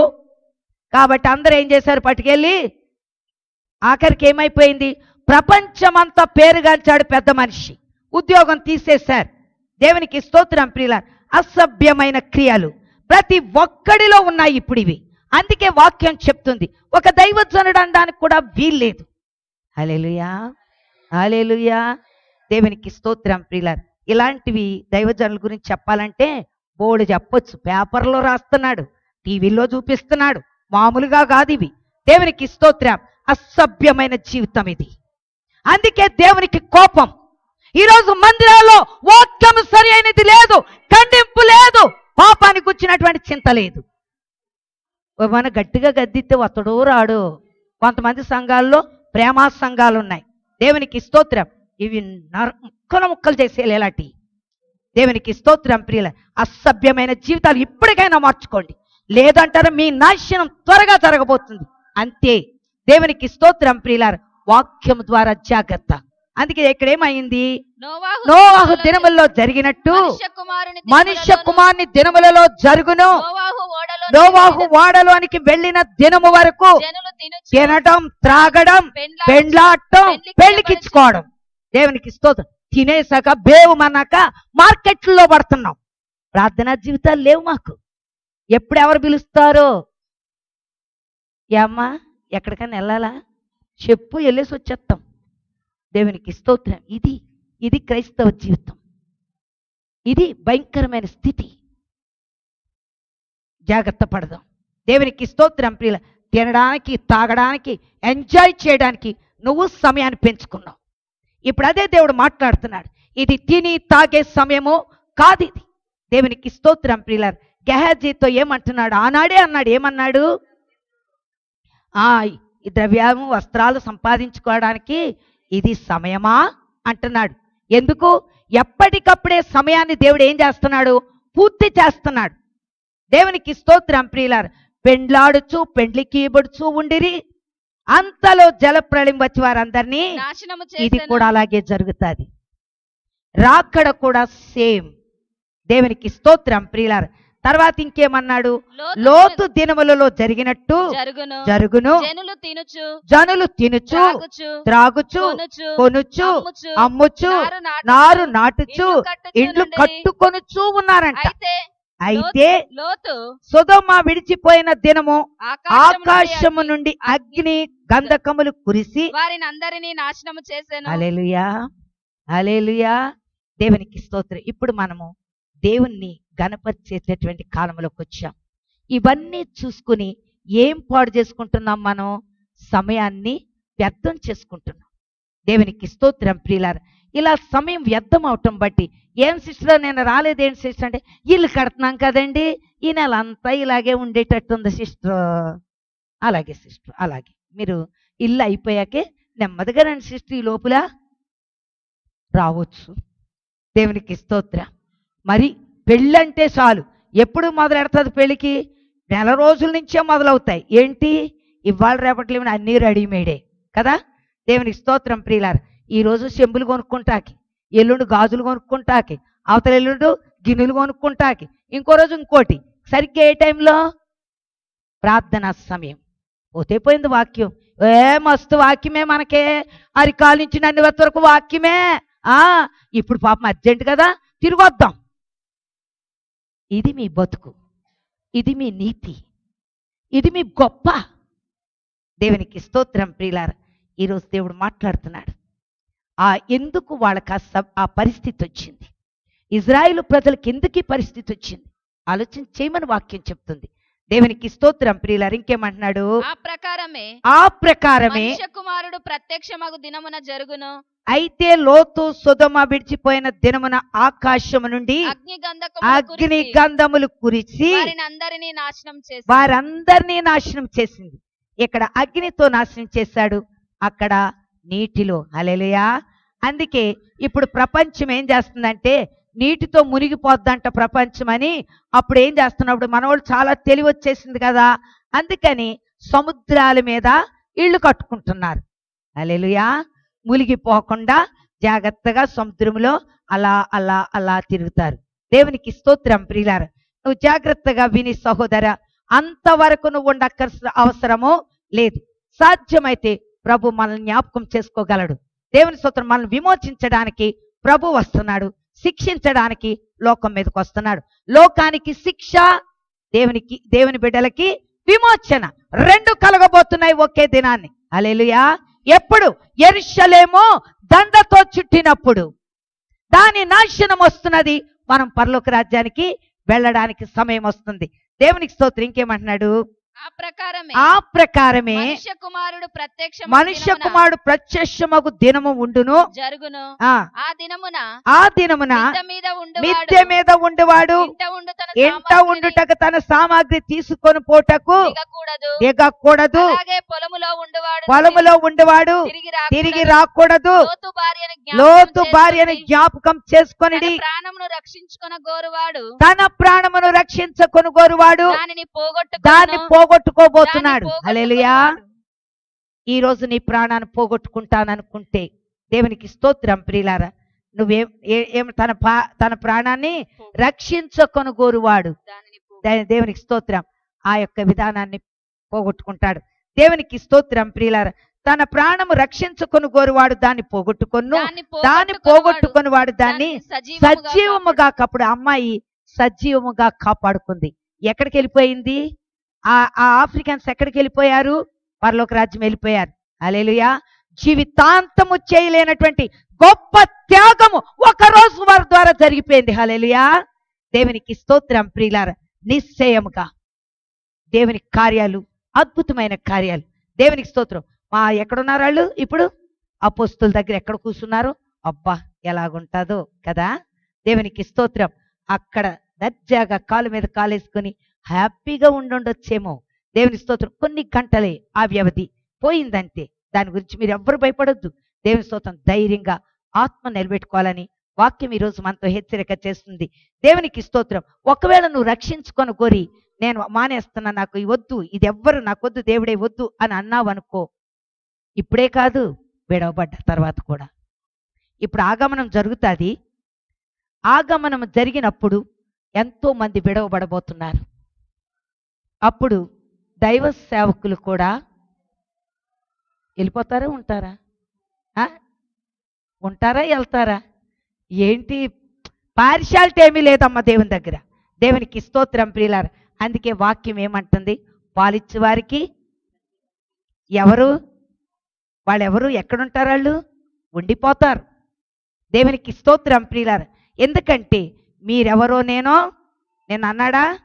అయ్యా మేము కూడా నీ సముఖంలో ఉన్నాం, మేము తింటూ తాగుతున్నాం, అన్నీ చేస్తామంటే, ఒరేయ్ నువ్వెవడవో నాకు తెలియదురా బాబు, వెళ్ళురా బాబు అంటున్నాడు. హల్లెలూయా. దేవునికి స్తోత్రం ప్రియులారా. ఎన్ని మంచి కార్యాలు చేసినా దేవుని నీతి నీకు తెలియకపోతే విడవబడవలసిందే. దేవునికి స్తోత్రం. అందుకే అంటున్నాడు దేవుని స్తోత్రం. తన ప్రాణము రక్షించుకొని గోరువాడు దాన్ని పోగొట్టుకొనువాడు దాన్ని సజీవముగా కాపాడుకొనును. ఆ రాత్రి ఇద్దరు ఒక్క మంచం మీద ఉందురు, వారిలో ఒకరు కొనిపోబడుదురు, ఒకరు విడిచిపెట్టబడబోతున్నారు. హల్లెలూయా. దేవునికి స్తోత్రం ప్రియులారా. విశ్రాంతిలోకి వెళ్ళడానికి మంచం మీద పండుకున్నటువంటి వారు ఒకరు వెళుతున్నారు, ఒకరు విడవబడుతున్నారు. రెండోది, ఇద్దరు స్త్రీలు ఒక్క తిరగలి క్రీస్తుని గుచ్చే బోధిస్తున్నారు రెండు సంఘాలు కూడా. యేసు ప్రభుని గుచ్చే మాట్లాడుతున్నారు ఈ రెండు సంఘాలు కూడా. ఇద్దరు స్త్రీలు ఒక్క తిరగలే విసురుతున్నారు, ఒక్కటి కొనిపోబడుతుంది. అందులో కరెక్ట్ అయినటువంటి వారెవరో వారు వెళుతున్నారు, మిగిలిన వారు విడవబడుతున్నారు. హల్లెలూయా. మేము వెళ్ళిపోతామంటే ఎవరు వెళ్తారో. దేవునికి స్తోత్రం ప్రియులారా. విసురుతున్నారు, స్వార్థ ప్రకటన చేస్తున్నారు. రెండు రకాల సంఘాలు ప్రకటన చేస్తున్నాయి. దేవునికి స్తోత్రం ప్రియులారా. ఒక సంఘము ఎత్తబడుతుంది. ఒక సంఘం అంటే ఎవరైతే ప్రిపేర్ అయి ఉన్నారో, ఎవరైతే సిద్ధపడి ఉన్నారో, ఎవరైతే రెడీగా ఉన్నారో వారు వెళ్తారు, మిగిలిన వారు విడవబడబోతున్నారు. దేవునికి స్తోత్రం ప్రియులారా. కనుక వాక్యం మనతో చెప్తుంది ఏమంటున్నాడు ఇక, శిష్యులు ప్రభువా ఇది ఎక్కడ జరుగునని ప్రభువా ఇది ఎక్కడ జరుగునని ఆయనను ఆయన అడిగినందుకు ఆయన పీనుగ పీనుగా ఎక్కడ ఎక్కడున్నదో అక్కడ కూడా గద్దలు పోగొను. పోగొస్తాయి. హల్లెలూయా. దేవునికి స్తోత్రం ప్రియులారా. పీనుగు ఎక్కడుందో గద్దలు కూడా అక్కడే పోగొడతాయి. కనుక ఎప్పుడు జరుగుతుంది? దేవునికి స్తోత్రం. ప్రభు రాకడ ఎప్పుడుందో అప్పుడే. దేవునికి స్తోత్రం ప్రియులారా. ఈ రోజు నీతోటి నాతోటి వాక్యం హెచ్చరిక చేస్తున్నది. మనం ఇంతవరకు మొద్దు బ్రతుకు బ్రతికాం, మత్తు బ్రతుకు బ్రతికాం. ఇక మత్తు బ్రతుకును తొలగించుకోవాలని అడుగుతున్నాడు. మత్తు అంటే ఏంటో మనకు బాగా తెలుసు, అయినా కూడా మత్తులోనే ఉన్నాం. దేవునికి స్తోత్రం ప్రియులారా. నిద్రపోయే వాళ్ళని మత్తు అనట్లేదు ఇక్కడ. దేవునికి స్తోత్రం. లోక ఆశలు, లోక కోరికలు, లోక విధానాల్లో పడిపోయి దైవత్వాన్ని మర్చిపోయినటువంటి వారితో దేవుడు మాట్లాడుతున్నాడు. దేవునికి స్తోత్రం ప్రియులారా. నువ్వు చేయవలసిన పనేంటో నువ్వు మర్చిపోయావు గనక దేవుడు మాట్లాడుతున్నాడు. దేవునికి స్తోత్రం ప్రియులారా. చూద్దాం, చూడండి. మత్తయి రాసింది 24:12 చూద్దాం. మత్తయి రాసిన సువార్త 24:12 చూద్దాం. అక్రమము విస్తరించుట చేత అనేకుల ప్రేమ చల్లారును, అంతము వరకు సహించిన వాడే రక్షించబడును. దేవునికి స్తోత్రం. అక్రమం, క్రమత్వము లేని జీవితం. ఇప్పుడు మనం చెప్తూ వచ్చాం, క్రమం అన్నది భూలోకములో ఇప్పుడు లేదు. హల్లెలూయా. దేవునికి స్తోత్రం ప్రియులారా. మనిషి తాను బ్రతుకుతున్నాడే కానీ క్రమము లేని జీవితంలో బ్రతుకుతున్న అక్రమము చేయవారులారా నా యొద్ద నుంచి తొలగిపోండి. అయ్యా, నీ సముఖంలో తిన్నాం, తాగాం, మేము మందిరంలోనే ఉండేవాళ్ళం, బుధవారం, శుక్రవారం, శనివారం అన్ని రోజులు ఏ రోజు మానలేదు. 5 దినాలు వచ్చామంటే ఓయ్ నువ్వు ఇక్కడ పనికిరావు, వెళ్ళు, నీలో అక్రమం ఉన్నది, నీవు సరైన మార్గంలో లేవు, నీ క్రియలు సరిగ్గా లేవు, నీ జీవితం సరిగ్గా లేదు, అక్రమం చేస్తూ ఉన్నావు, నా సన్నిధిలో ఉంటే నేను పరలోక రాజ్యానికి ఎలా తీసుకెళ్తా? నా యొద్ద నుంచి తొలగిపోండి. మీరెవరో నాకు తెలియదు. హల్లెలూయా. సహోదరి, ఎంతగా బోధించినా మనకి బోధ పనికి రావట్లేదు. మళ్ళీ యాజ్ ఇట్ ఈస్గా అవే మాటలు, అవే జీవితం, అవే క్రియలు. దేవునికి స్తోత్రం. అదే పని మన జీవితంలో జరుగుతుంది. అందుకే ఈరోజు దేవుడు మాట్లాడుతున్నాడు. దేవునికి స్తోత్రం. మనము ఇంకా సరైన మార్గంలో లేం కాబట్టి హెచ్చరిక మనకు జరుగుతూ వస్తుంది. 2 తెస్సలోనికలు 2:3-10 చూద్దాం. 2 తెస్సలోనికలు 2 మొదట భ్రష్టత్వము సంభవించి నాశనపాత్రుడగు పాప పురుషుడు బయలుపడితేనే గాని ఆ దినము రాదు. ఏది దేవుడనబడునో, ఏది పూజింపబడునో దానినంతటినీ ఎదిరించుచు, దానికంతటికి పైగా వాడు తన్ను తానే హెచ్చించుకొనుచు, తాను దేవుడనని తను కనపరుచుకొనుచు దేవుని ఆలయంలో కూర్చుండును గనక ఏ విధముగానైనను ఎవడునో మిమ్మును మోసపరచనీయకుడి. దేవునికి స్తోత్రం. మొదట భ్రష్టత్వము సంభవించి నాశన పాత్రుడగు. మొట్టమొదట సంఘములో భ్రష్టత్వం వస్తుంది. జాగ్రత్తగా గమనిద్దాం. ఈరోజు క్రైస్తవుల్లో ఫస్ట్ ఆత్మ భ్రష్టత్వము, ఆత్మ సంబంధమైన భ్రష్టత్వము మొట్టమొదట వస్తుంది. మత్తులవుతారు, లోకాశలకు లొంగిపోతారు, లోక కోరికల్లో పడిపోతారు. అదే మా సంఘాల్లో భ్రష్టత్వం. పూర్వకాలం ఉన్నటువంటి భక్తి, దేవుని కలిగినటువంటి భయము లేదా హింస వారికి ఉండదు గనక ఒకేసారి దేవుడు తన ఉగ్రతను చూపిస్తున్నాడు. దేవునికి స్తోత్రం. తర్వాత నాశన పాత్రుడగు పాప పురుషుడు. ఎప్పుడైతే యెరూషలేము దండ్ల చేత చుట్టబడుతుందో, యెరూషలేము మీదకి యుద్ధం ఎప్పుడైతే వస్తుందో, ఆ వచ్చిన తర్వాత దేవుడు తన ఉగ్రత చేత, దేవునికి స్తోత్రం, వచ్చిన ప్రజలకు పెద్ద భూకంపం ఒకటి రాబోతున్నది. అందుకే మిడిల్ ఈస్ట్లో పెద్ద భూకంపం ఉంది, పెద్ద భూకంపం ఉందని సైంటిస్టులు చెప్తున్నారు. దేవునికి స్తోత్రం ప్రియులారా. ఆ భూకంపము పెద్దగా నెరలు విడిచి ఈ యొక్క ఇజ్రాయేలు ప్రజలను నాశనం చేయడానికి, యుద్ధం చేయడానికి వచ్చిన జనాంగాన్ని అదేం చేస్తుంది?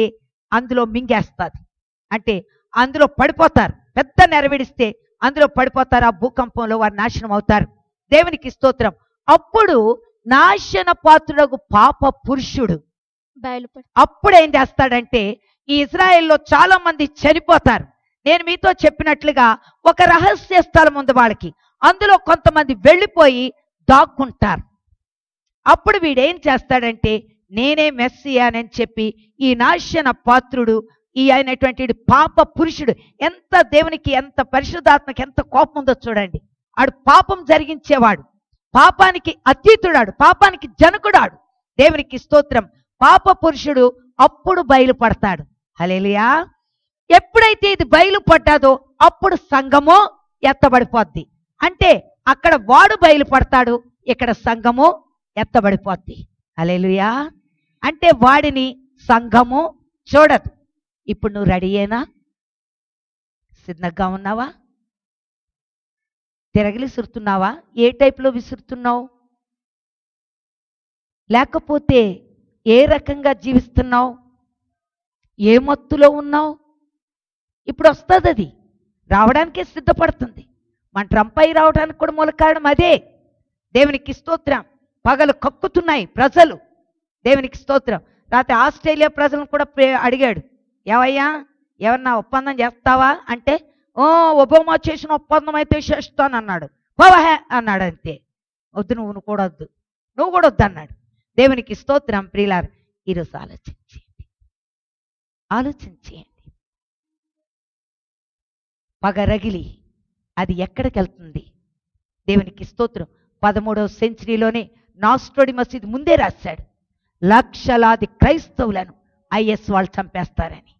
కానీ ఎంతమందిని చంపారు నాకు తెలియలేదు. నిన్నటి దినాన్ని నాకు తెలిసింది ఏంటంటే మిలియన్కి ఎక్కువగా, అది ట్రంప్ ద్వారానే బయటకు వచ్చింది, మిలియన్కి ఎక్కువగా క్రైస్తవుల్ని వాళ్ళు చంపేశారంట. దేవునికి స్తోత్రం. ప్రియులారా, దీని సమయం యుద్ధ సమయం ఇది. ఇప్పటికే అది జరుగుతూ ఉంది. కానీ అసలైనది ఇప్పుడు భయంకరమైన పరిస్థితి రాబోతున్నది. ఆ యుద్ధం వచ్చినప్పుడు వీడు బయటపడతాడు. ఫస్ట్ సంఘాలు ఏమైపోయినాయి? భ్రష్టత్వానికి వెళ్ళాయి. ఏంటి? తినడం, త్రాగటం, ఎంజాయ్ చేయడం. తినొద్దని చెప్పటం లేదు, కానీ అదే పద్ధతిగా మనకి ఉండకూడదు.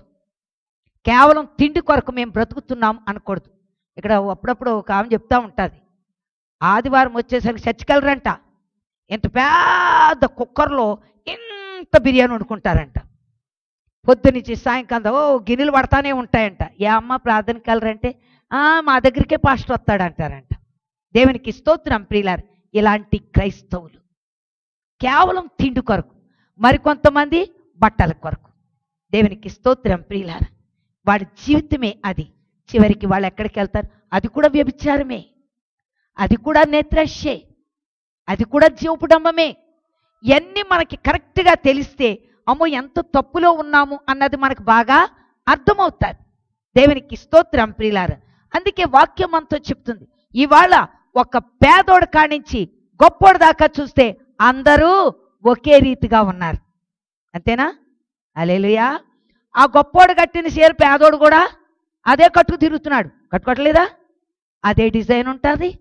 బట్టలో కొంచెం డిఫరెంట్ ఉంటుంది అనుకోండి, కానీ డిజైన్ అదే ఉంటుంది, స్టైల్ అదే ఉంటుంది, షోకులు అయ్యే ఉంటాయి, అన్నీ అయ్యే ఉంటాయి. దేవునికి స్తోత్రం. ప్రియులారా, అందుకని ప్రతి ఒక్కరొక్కసారి గమనించండి. ఈరోజు సంఘాల్లో కూడా అలాంటి స్థితి ప్రవేశించింది. అందుకే దేవుడు ఈరోజు మనతో మాట్లాడుతున్నాడు. ఇప్పటికైనా అంటున్నాడు. దేవుని స్తోత్రం. ఇంకేమంటున్నాడు? ఏది దేవుడు అనబడునో, ఏది దేవుడు అనబడునో, ఏది ఏది పూజింపబడునో దానినంతటిని ఎదిరించుచు దానికంతటికి దానికంతటికి పైగా వాడు తన్ను తానే హెచ్చించుకొనుచు తాను దేవుడనను తన్ను తన్ను కనపరుచుకొనుచు దేవుని ఆలయంలో కూర్చుండను గనక ఏ విధము చేతనైనను ఎవడనో మిమ్మల్ని మోసపరచనీయకుడి.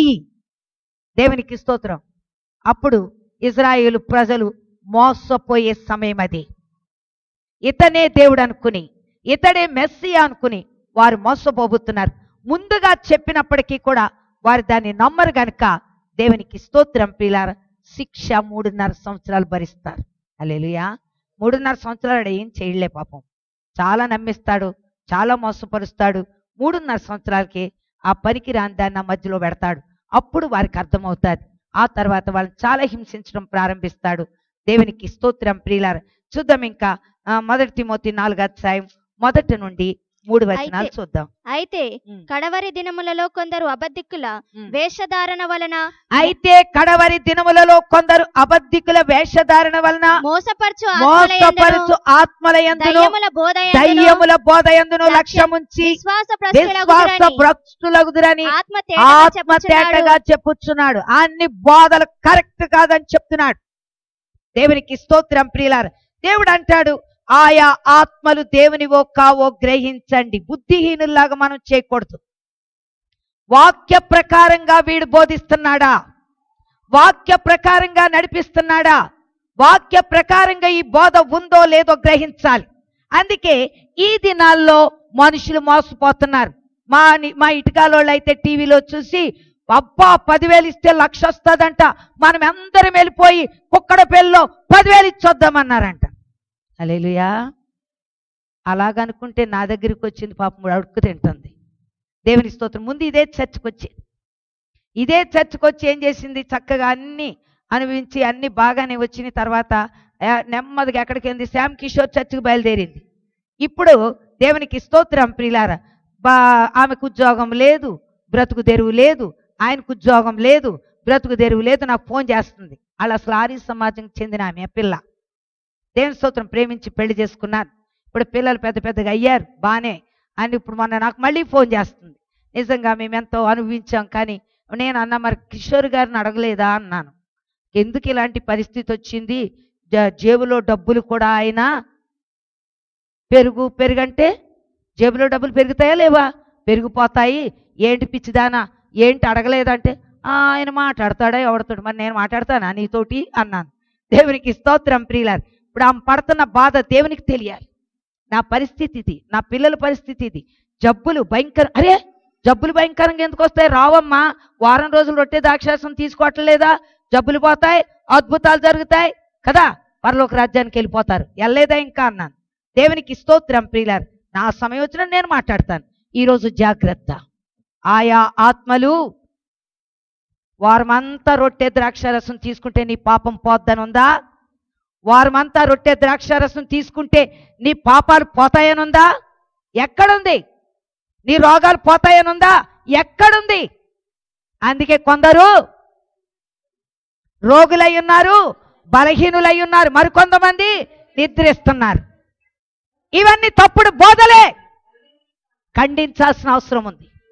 వాక్య ప్రకారంగానే ఉండాలి. ఇలాంటి వారే నీ సముఖంలో తినలేదా తాగరే పోరా అవతలకు అంటాడు. హల్లెలూయా. 10,000 ఇస్తే 1,00,000 ఇస్తానని చెప్పాడా? ఇక్కడ ఉందా? ఇక్కడ ఆయన ఏమన్నాడు? ఈ లోక సంబంధమైన వేటిని కూడా మీరు దేని కావాలంటే మొట్టమొదట నీతి, నా నీతి నా రాజ్యం వెతుకో, నీకేది కావాలో నేను ఇస్తా, నువ్వు అడగక్కర్లేకుండానే ఇస్తా నేను. హల్లెలూయా, హల్లెలూయా. అడగక్కర్లేదు, ఎత్తుకంతే. నా తండ్రి నేను నమ్ముకున్నాను, నువ్వు నాకు చాలు అనంతే. దేవునికి స్తోత్రం. నువ్వు చాలన నేను ఇస్తానమ్మా అంటాడంతే. ఈరోజు నీకు కావాల్సింది కరెక్ట్ మార్గం. అందుకే నాతో ఫోటో తీసుకుంటే 10,000, నాతో అన్నం తింటే 5,000. దేవునికి స్తోత్రం. మీరు ఎక్కడికి వెళ్ళిపోతారు ఇప్పుడు? మధ్యాకాశంలో శంకుబుడి కొంగల దగ్గరికి వెళ్తారు. హల్లెలూయా. జాగ్రత్త. దేవునికి స్తోత్రం. అయితే కడవరి దినములలో కొందరు అబద్ధికుల వేషధారణ వలన మోసపరచు ఆత్మలయందును దయ్యముల బోధయందును లక్ష్యముంచి విశ్వాస భ్రష్టులగుదురని ఆత్మ తేటగా చెప్తున్నాడు. ఇప్పుడు విశ్వాసం ఎక్కడుంది? మరి 10,000 తెచ్చేస్తే నీకు 1,00,000 రూపాయలు వస్తాయి కదా. విశ్వాసం ఉందా లేదా? డబ్బు లేకపోతే ఏం చేద్దాం? ఎలాగైనా అప్పు తెచ్చుకుని.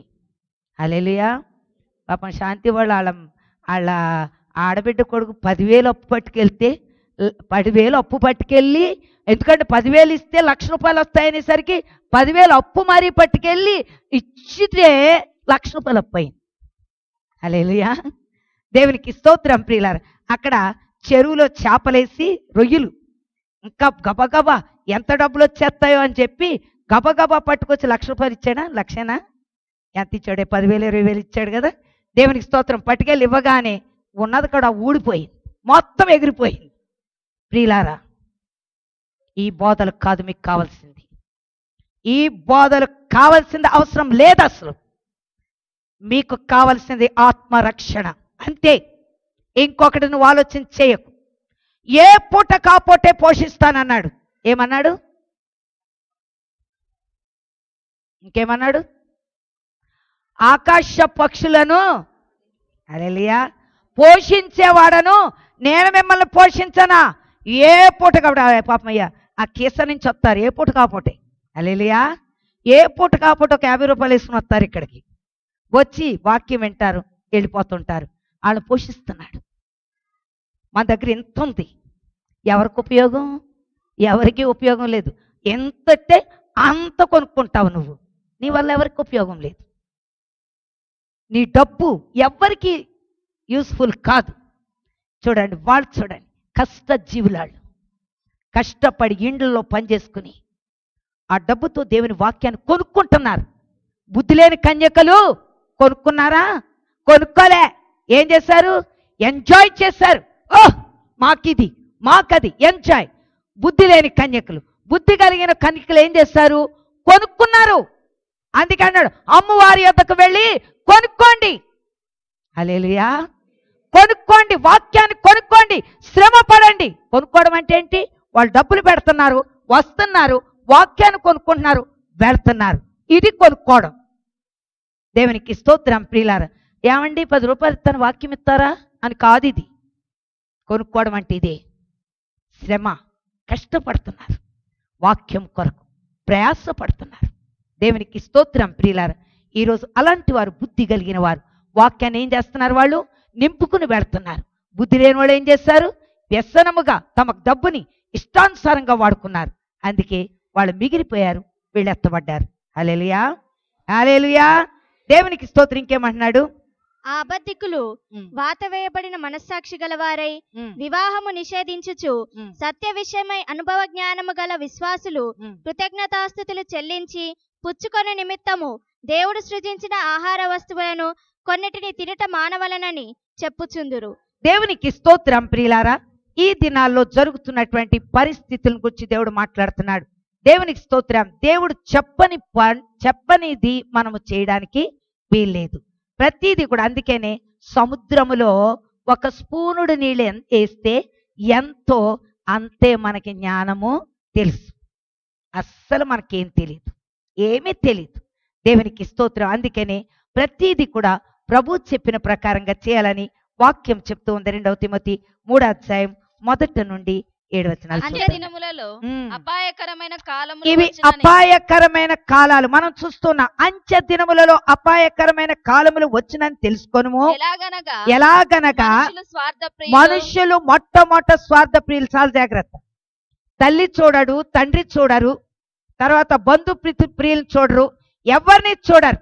ఎందుకంటే నేను తినాలి, నేను ఎంజాయ్గా ఉండాలి, నాకెవరితో పని, నాకెవరితో పని లేదు, నాకు వచ్చిన డబ్బు నేను ఎంజాయ్ చేసుకుంటాను, నాకు ఇచ్చాడు దేవుడు అనుకుంటున్నావేమో. స్వార్థతది. దేవునికి స్తోత్రం. నీ పక్కోళ్ళను కూడా చూసే మనసు నీకు లేదు. కాబట్టి మనుషులు స్వార్థ ప్రియులు. స్వార్థానికి మనుషులు తమ భార్యల్ని చంపేస్తున్నారు, పిల్లల్ని చంపేస్తున్నారు తమ స్వార్థానికి. దేవునికి స్తోత్రం. ప్రియులారు, భయంకరమైన దినాలని వాక్యం చెప్తున్నది. తల్లిదండ్రులను చంపేస్తున్నారు. దేవుని స్తోత్రం. సహించలేని జీవితంలో ఉన్నారు ఈ స్వార్థ ప్రియులు. మనుషులు స్వార్థ ప్రియులు, ధనాపేక్షలు. ధనాన్ని ఎంత సంపాదించినా ఇంకా కావాలి, మాకు ఇంకా కావాలని అపేక్ష, సంపాదించాలనే అపేక్ష. బింకములు ఎవరికి తగ్గట్టు వాళ్ళకు మాట్లాడతారు. నా దగ్గరికి వచ్చి నా మాట చెప్తారు, అవతలకెళ్ళి. ఇలాంటి పనికి మాలోళ్ళందరూ జాగ్రత్త. మీరు చాలా జాగ్రత్తగా ఉండాలి. మీ పనికి మాలిన మాటలు, పనికి మాలిన కథలు మానేయాలి. యథార్థంగా ఉండడానికి ప్రయత్నం చేయండి. దేవునికి స్తోత్రం. ప్రియులారా, బింకములాడు వారు అహంకారులు. గర్వానికన్నా ఎక్కువ ఉంటుంది మనకి, ఏమీ లేదు అయినా కూడా అన్నట్టుగా ఉంటాం అన్నమాట. అహంకారులు, దూషకులు. దేవునికి స్తోత్రం. ప్రియులారా, భయంకరమైనటువంటి మాటలతో మనల్ని హింసించటం, దూషకులు, తల్లిదండ్రులకు తల్లిదండ్రులకు అవిధేయులు, వారి తల్లిదండ్రుల మాట వినరు. దేవునికి స్తోత్రం. ప్రియుల ఒక ఆవిడ వచ్చాడు చెప్తుంది, అమ్మా మా పిల్లోడు అస్సలు మాట వినట్లేదమ్మా అంది. ఈ రోజుల్లో అంతే. ఎంత ఉంటాడమ్మా, ఎంత వయసు అన్నాను. ఇంతే ఉంటాడమ్మా. ఇంతే ఉంటాడంటే మాట వింటలేదు. ఎనరులే అమ్మా అన్నాను. ఎనరులే అమ్మా, పాప వాళ్ళందరూ ఇంకా ల్యాప్టాప్లు పట్టుకుని ఉన్నారు కదా. ల్యాప్టాప్ కదా ఏంటది, ఫోన్లు పట్టుకుని ఉన్నారు కదా. ఫోన్లు పట్టుకుంటే వినరమ్మా అన్నాను. ఎందుకు అంతే, ఇక సమయం అలాగ అయిపోయింది, మనం ఏం చేస్తాం. కృతజ్ఞత లేనివారు. దేవునికి స్తోత్రం. ప్రియులారు, ఎంతగా తిన్నా కూడా వారి మీద మనకి కృతజ్ఞత ఉండదు. ఎంత పెట్టి ఎంత దోసుకున్నా సరే ఏం పెట్టావు అని అడుగుతారు. పిల్లలు కూడా తల్లిదండ్రులను అదే అడుగుతారు. అందుకే అంటాడు, ఒక మాట అంటాడు, దేవునికి స్తోత్రం. ప్రియులారు, తల్లిదండ్రుల సొమ్ము దోషము కాదని దోసుకుంటారంట. అయినా దేవుని దృష్టిలో అది నశింప చేయడానికి చెలికాడంట. దేవునికి స్తోత్రం. దోచుకో, రా రా అని దోచుకోవడం అనమాట. దేవునికి స్తోత్రం. ప్రియులార, తర్వాత అపవిత్రులు, అనురాగరహితులు, కృతజ్ఞత లేనివారు, అపవిత్రులు. అపవిత్రులు అంటే మాటల అపవిత్రత, తలంపుల అపవిత్రత, ఆలోచనలు అపవిత్రత, తమ శరీరాన్ని అపవిత్రపరుచుకుంటూ ఉంటారు. దేవుని స్తోత్రం. సినిమాలు చూసి అపవిత్రపరుచుకుంటారు. ఆ యొక్క మనుషులను చూసి అపవిత్రపరుచుకుంటుంటారు. దేవునికి స్తోత్రం. చాలా జాగ్రత్తగా ఉండాలి. పవిత్రముగా ఉండే మనిషి చాలా పవిత్రంగా ఉండాలి. తమ్మును తాము కాపాడుకోవాలి. పవిత్రత. దేవునికి స్తోత్రం. ప్రియులారు, అపవిత్రులు, అనురాగరహితులు, వారికి ప్రేమ ఉండదు అంటున్నాడు. అనురాగం ఉండదు, ప్రేమ ఉండదు. ఈ రోజు దేవునికి స్తోత్రం. ప్రియులారు, భయంకరమైన పరిస్థితుల్లో సాగుతున్నటువంటి ప్రస్తుతం మనం చూస్తూనే ఉన్నాం. అనురాగరహితులు, అతి ద్వేషులు, మరీ విపరీతంగా ద్వేషించేటటువంటి వారు, అపవాదకులు, అజితేంద్రియులు. దేవునికి స్తోత్రం. అపవాదాలు వేసేవారు. దేవునికి స్తోత్రం. తాము చూడని వాటిని కాదు, చూసి మాట్లాడేది వేరు, చూడక మాట్లాడేది వేరు. అపవాదకులు, అజితేంద్రియులు. దేవునికి స్తోత్రం. అంటే మనస్సు నిలుపుకోలేరంట. ఏదన్నా ఒకటి చూస్తే అది కోరిక అనమాట, వాళ్ళకి వచ్చేయాలి, మాకు కావాలి, మేము అనుభవించాలి. దేవుని స్తోత్రం. ఇప్పుడు 100 మందిని అమ్మాయిలు పెట్టుకున్నాడు చూసారా, ఆడు అజితేంద్రియుడు. వాడి మనసు తృప్తి ఉండదు ఆడికి. ఇలాంటి తృప్తి లేని ఎవరిని చూస్తే వాళ్ళ మీద కోరికలు పుట్టేటటువంటి మనస్సు కలిగినటువంటి వారిని అజితేంద్రియుడు. ఈ రోజుల్లో అది భయంకరమైన పాపం. అది హల్లెలూయా, హల్లెలూయా. దేవునికి స్తోత్రం. ఈరోజు చాలా జాగ్రత్తగా ఉందాం. పసిపిల్లో తెలియట్లేదు, చిన్నపిల్లోడు తెలియట్లేదు, చిన్నపిల్లో తెలియట్లేదు, ఏమీ తెలియట్లేదు. అలాంటి భయంకరమైన స్థితిలో ఉన్న అజితేంద్రియులు, మనస్సు నిలుపుకొని వారు, క్రూరులు, సజ్జన ద్వేషులు, మంచి వారిని ద్వేషించేటటువంటి వారు, ద్రోహులు. దేవునికి స్తోత్రం. మనకు తెలుసు, మూర్ఖులు, గర్వాంధులు, దేవుని కంటే సుఖానుభవం ఎక్కువగా ప్రేమించేవారు. బాగా హాయిగా నిద్రపోవాలంతే. దేవుని స్తోత్రం. తర్వాత చూసుకుందాం. దేవుని కన్నా సుఖాన్ని ఎక్కువ ప్రేమించేటటువంటి వారు ప్రస్తుత కాలము ప్రజలందరూ కూడా అలాగే ఉన్నారు. దేవునికి స్తోత్రం. ఏదన్నా ఫోన్ చేయగానే ఎక్కడికి వచ్చేస్తుంది? ఇంటికే వచ్చేస్తాయి. మాకేం కావాలో అవి ఇంట్లో వచ్చేస్తాయి. దేవునికి స్తోత్రం. హోటల్లో ఏమన్నా తినాలనిపిస్తే ఎక్కడికి వచ్చేస్తుంది? ఇంట్లోకి వచ్చేస్తుంది. ఫోన్ చెయ్యి, డకడకడకడకడక అన్నీ వచ్చేస్తాయి. కూరగాయలు వచ్చేస్తాయి, మరి టిఫిన్లు వచ్చేస్తాయి, భోజనాలు వచ్చేస్తాయి, బిర్యానీలు వచ్చేస్తాయి, ఎవ్రీథింగ్ అన్ని కూడా సుఖానుభవము ఇంట్లోనే అనుభవించవచ్చు. హల్లెలూయా, దేవునికి స్తోత్రం. ఎక్కువగా ప్రేమించేవారు, పైకి భక్తి. ఇది పెద్ద ప్రమాదంగా ఉంది ఈ రోజుల్లో. ఇది మెయిన్. నోరిప్పితే నోటంట వచ్చేది బైబిల్ మాటలే, కానీ క్రియలు ఎలాగున్నాయి? చాలా జాగ్రత్త. పైకి నీ భక్తిని కనపరుచుతున్నావు, కానీ నీ అంతరంగము పాపముతో, దోపుతో, మోసముతో, అపవిత్రతతో నింపబడి ఉన్నది. హల్లెలూయా, దేవుని స్తోత్రం. పైకి భక్తి కలిగిన వారి వలె ఉండి దాని శక్తిని ఆశ్రయించాడు. భక్తి వేరు, శక్తి వేరు. శక్తి ఖండింపులో ఉంది. దేవునికి స్తోత్రం. వాళ్ళు మనుషులకు భయపడే మనుషులు కాదు. దేవునికి స్తోత్రం ప్రియులారా. ఎందుకంటే దైవ శక్తిని మనం అనుభవించాలి. దైవ శక్తి కావాలి. పెదవులతో భక్తి మాటలు ఇలాగ ఆ షడ్డోళ్ళు, నీకన్నా షడ్డోళ్ళు ఎవరున్నారు? అసలు ఎవరినో షడ్డోళ్ళు అనేస్తాం. వాళ్ళు డైరెక్ట్గా కనపడుతున్నారు. కాబట్టి మనలో ఉన్న చెడ్డతనం ఎక్కడుంది? అంతరంగంలో చెడుంది. మనకి అపవిత్రత ఉంది, అజితేంద్రియత్వం ఉన్నది. చెడు బుద్ధులు, చెడు క్రియలు, మన చూపులు మంచివి కాదు, మన తలంపులు మంచివి కాదు, మన మాటలు మంచివి కాదు. దేవునికి స్తోత్రం ప్రియులారు. అదే దేవుని వాక్యం ఈరోజు మాట్లాడుతుంది. శక్తిని ఆశ్రయించి వారి ఉందురు, ఇట్టి వారికి నువ్వు విముఖుడుగా ఉండు. ఇలాంటి వాళ్ళతో కలిసి ఉండకూడదు అంటున్నాడు. విముఖుడవై ఉండుము, పాపభరితులై నానా విధములైన దురాశల వలన నడిపింపబడి ఎల్లప్పుడూ నేర్చుకొనుచున్నను సత్య విషయమైన అనుభవ జ్ఞానము ఎప్పుడు పొందలేని అవివేక స్త్రీల యొక్క ఇండ్లలో చొచ్చి వారిని చెరపట్టుకొని పోవారు వీరిలో చేరి ఉన్నారు. హల్లెలూయా, హల్లెలూయా. దేవునికి స్తోత్రం ప్రియులారా. చూసారా, పాపభరితులై ఈ జ్ఞానం లేని స్త్రీలు, ఈ పనికిమాలిని జ్ఞానం లేనివి. దేవునికి స్తోత్రం ప్రియులారు. ఇవి ఎప్పుడూ నేర్చుకుంటున్నా కూడా వీటికి దైవ జ్ఞానం ఉండదు, దైవత్వం ఉండదు. పాపము చూస్తే చాలు దాంతో పరిగెట్టుకెళ్ళే రకాలు.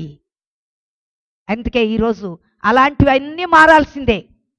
అలాంటి జీవితాలు ఎవరెవరి దగ్గర ఉన్నాయో, అలాంటి బ్రతుకులు ఎవరి దగ్గర ఉన్నాయో ప్రతి ఒక్కరూ మారాల్సిందే. దేవునికి స్తోత్రం ప్రియులారు.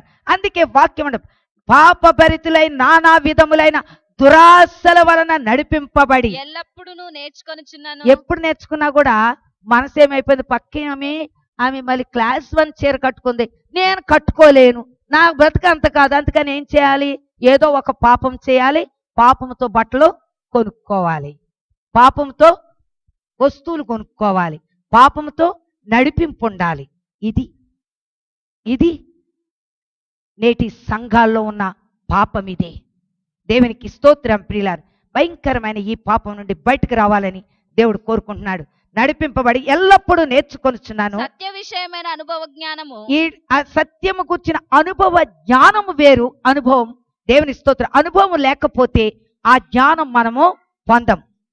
వీళ్ళు వింటారు గాని అనుభవ జ్ఞానం వీరికి ఉండదు. తర్వాత ఎప్పుడునూ పొందలేని అవివేక స్త్రీల యొక్క ఇండ్లలో చొచ్చి ఎవరి దగ్గరికి వెళ్తారు? వీళ్ళు జ్ఞానం లేని స్త్రీల దగ్గరికే వెళ్తారు. హల్లెలూయా.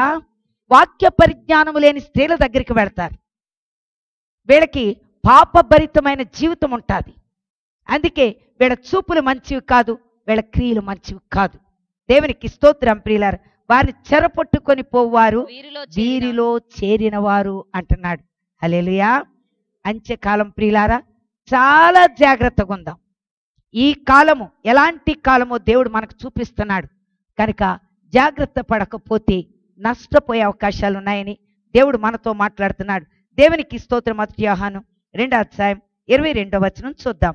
1 యోహాను 2:22. యేసు క్రీస్తు కాడని చెప్పువాడు తప్ప ఎవడబద్ధికుడు? తండ్రి కుమారుని ఒప్పుకొనని వీడే క్రీస్తు విరోధి. దేవునికి స్తోత్రం ప్రియులారా. ఈ దినాల్లో దేవునికి స్తోత్రం, దేవుణ్ణి ఒప్పుకోవటలేదు. ఈరోజు ఇజ్రాయేలు ప్రజలు కూడా దేవుణ్ణి ఒప్పుకోరు. దేవునికి స్తోత్రం ప్రియులారా. అందుకే దేవుని వాక్యం ఈరోజు మనతో మాట్లాడుతుంది. దేవునికి స్తోత్రం. క్రీస్తు విరోధి. యెహోవా విట్నెస్, క్రీస్తు విరోధి. దేవునికి స్తోత్రం. ఇంకొకటి ఏంటంటే క్రీస్తు సంఘం. క్రీస్తు నామములోనే పరలోక రాజ్యం వెళ్తాం, ఇంకెక్కడ లేదు. దేవుడు శిష్యులకి ఇచ్చింది ఏంటంటే తండ్రి యొక్కయు, కుమారుని యొక్కయు, పరిశుద్ధాత్మ. ఈ 3 కూడా నమ్మాల్సిందే. మిగిలినవన్నీ అబద్ధమే. హల్లెలూయా. అబద్ధము తట్టు మనము వెళ్ళడానికి వీలేదు. సంఘములో ఏమొచ్చింది ఇప్పుడు? హల్లెలూయా, హల్లెలూయా. సంఘములో స్తుతి చెల్లించొద్దని చెప్పినప్పుడు సంఘానికి ఏమొచ్చింది? ఎవడు చెప్పాడు స్తుతి చెల్లించమని? అలాంటి కొంచెం మళ్ళీ మామూలుగా ఖండించడం కాదు, ముఖం మీద కొట్టి ఖండించాలి. దేవునికి స్తోత్రం ప్రియులారు. స్తుతి చెల్లించకూడదట. దేవునికి స్తుతి ఎవడు చెప్పాడు స్తుతి చెల్లించమని? ఏ పాస్టర్ చెప్పాడు స్తుతి చెల్లించమని? ఈరోజు జాగ్రత్త. స్తుతి లేకపోతే అసలు దేవుని ఆత్మే.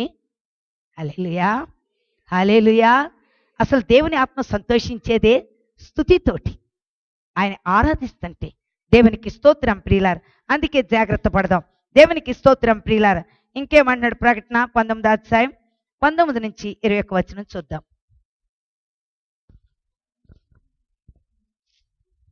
మరియు ఆ గుర్రం మీద కూర్చున్న వానితోనూ ఆయన సేనతోనూ యుద్ధము చేయుటకై ఆ క్రూర మృగమును భూరాజులను వారి సేనలలో కూడి ఉండగా చూచి తిని, అప్పుడు ఆ మృగమును దాని ఎదుట సూచక క్రియలు చేసి దాని ముద్రను వేయించుకొనిన వారిని, ఆ మృగపు ప్రతిమకు నమస్కరించిన వారిని మోసపరిచిన ఆ అబద్ధ ప్రవక్తయు పట్టబడి వారిద్దరు గంధకముతో మండు అగ్నిగుండములో ప్రాణముతో తర్వాత ఈ మృగము చేసే పని ఏంటి?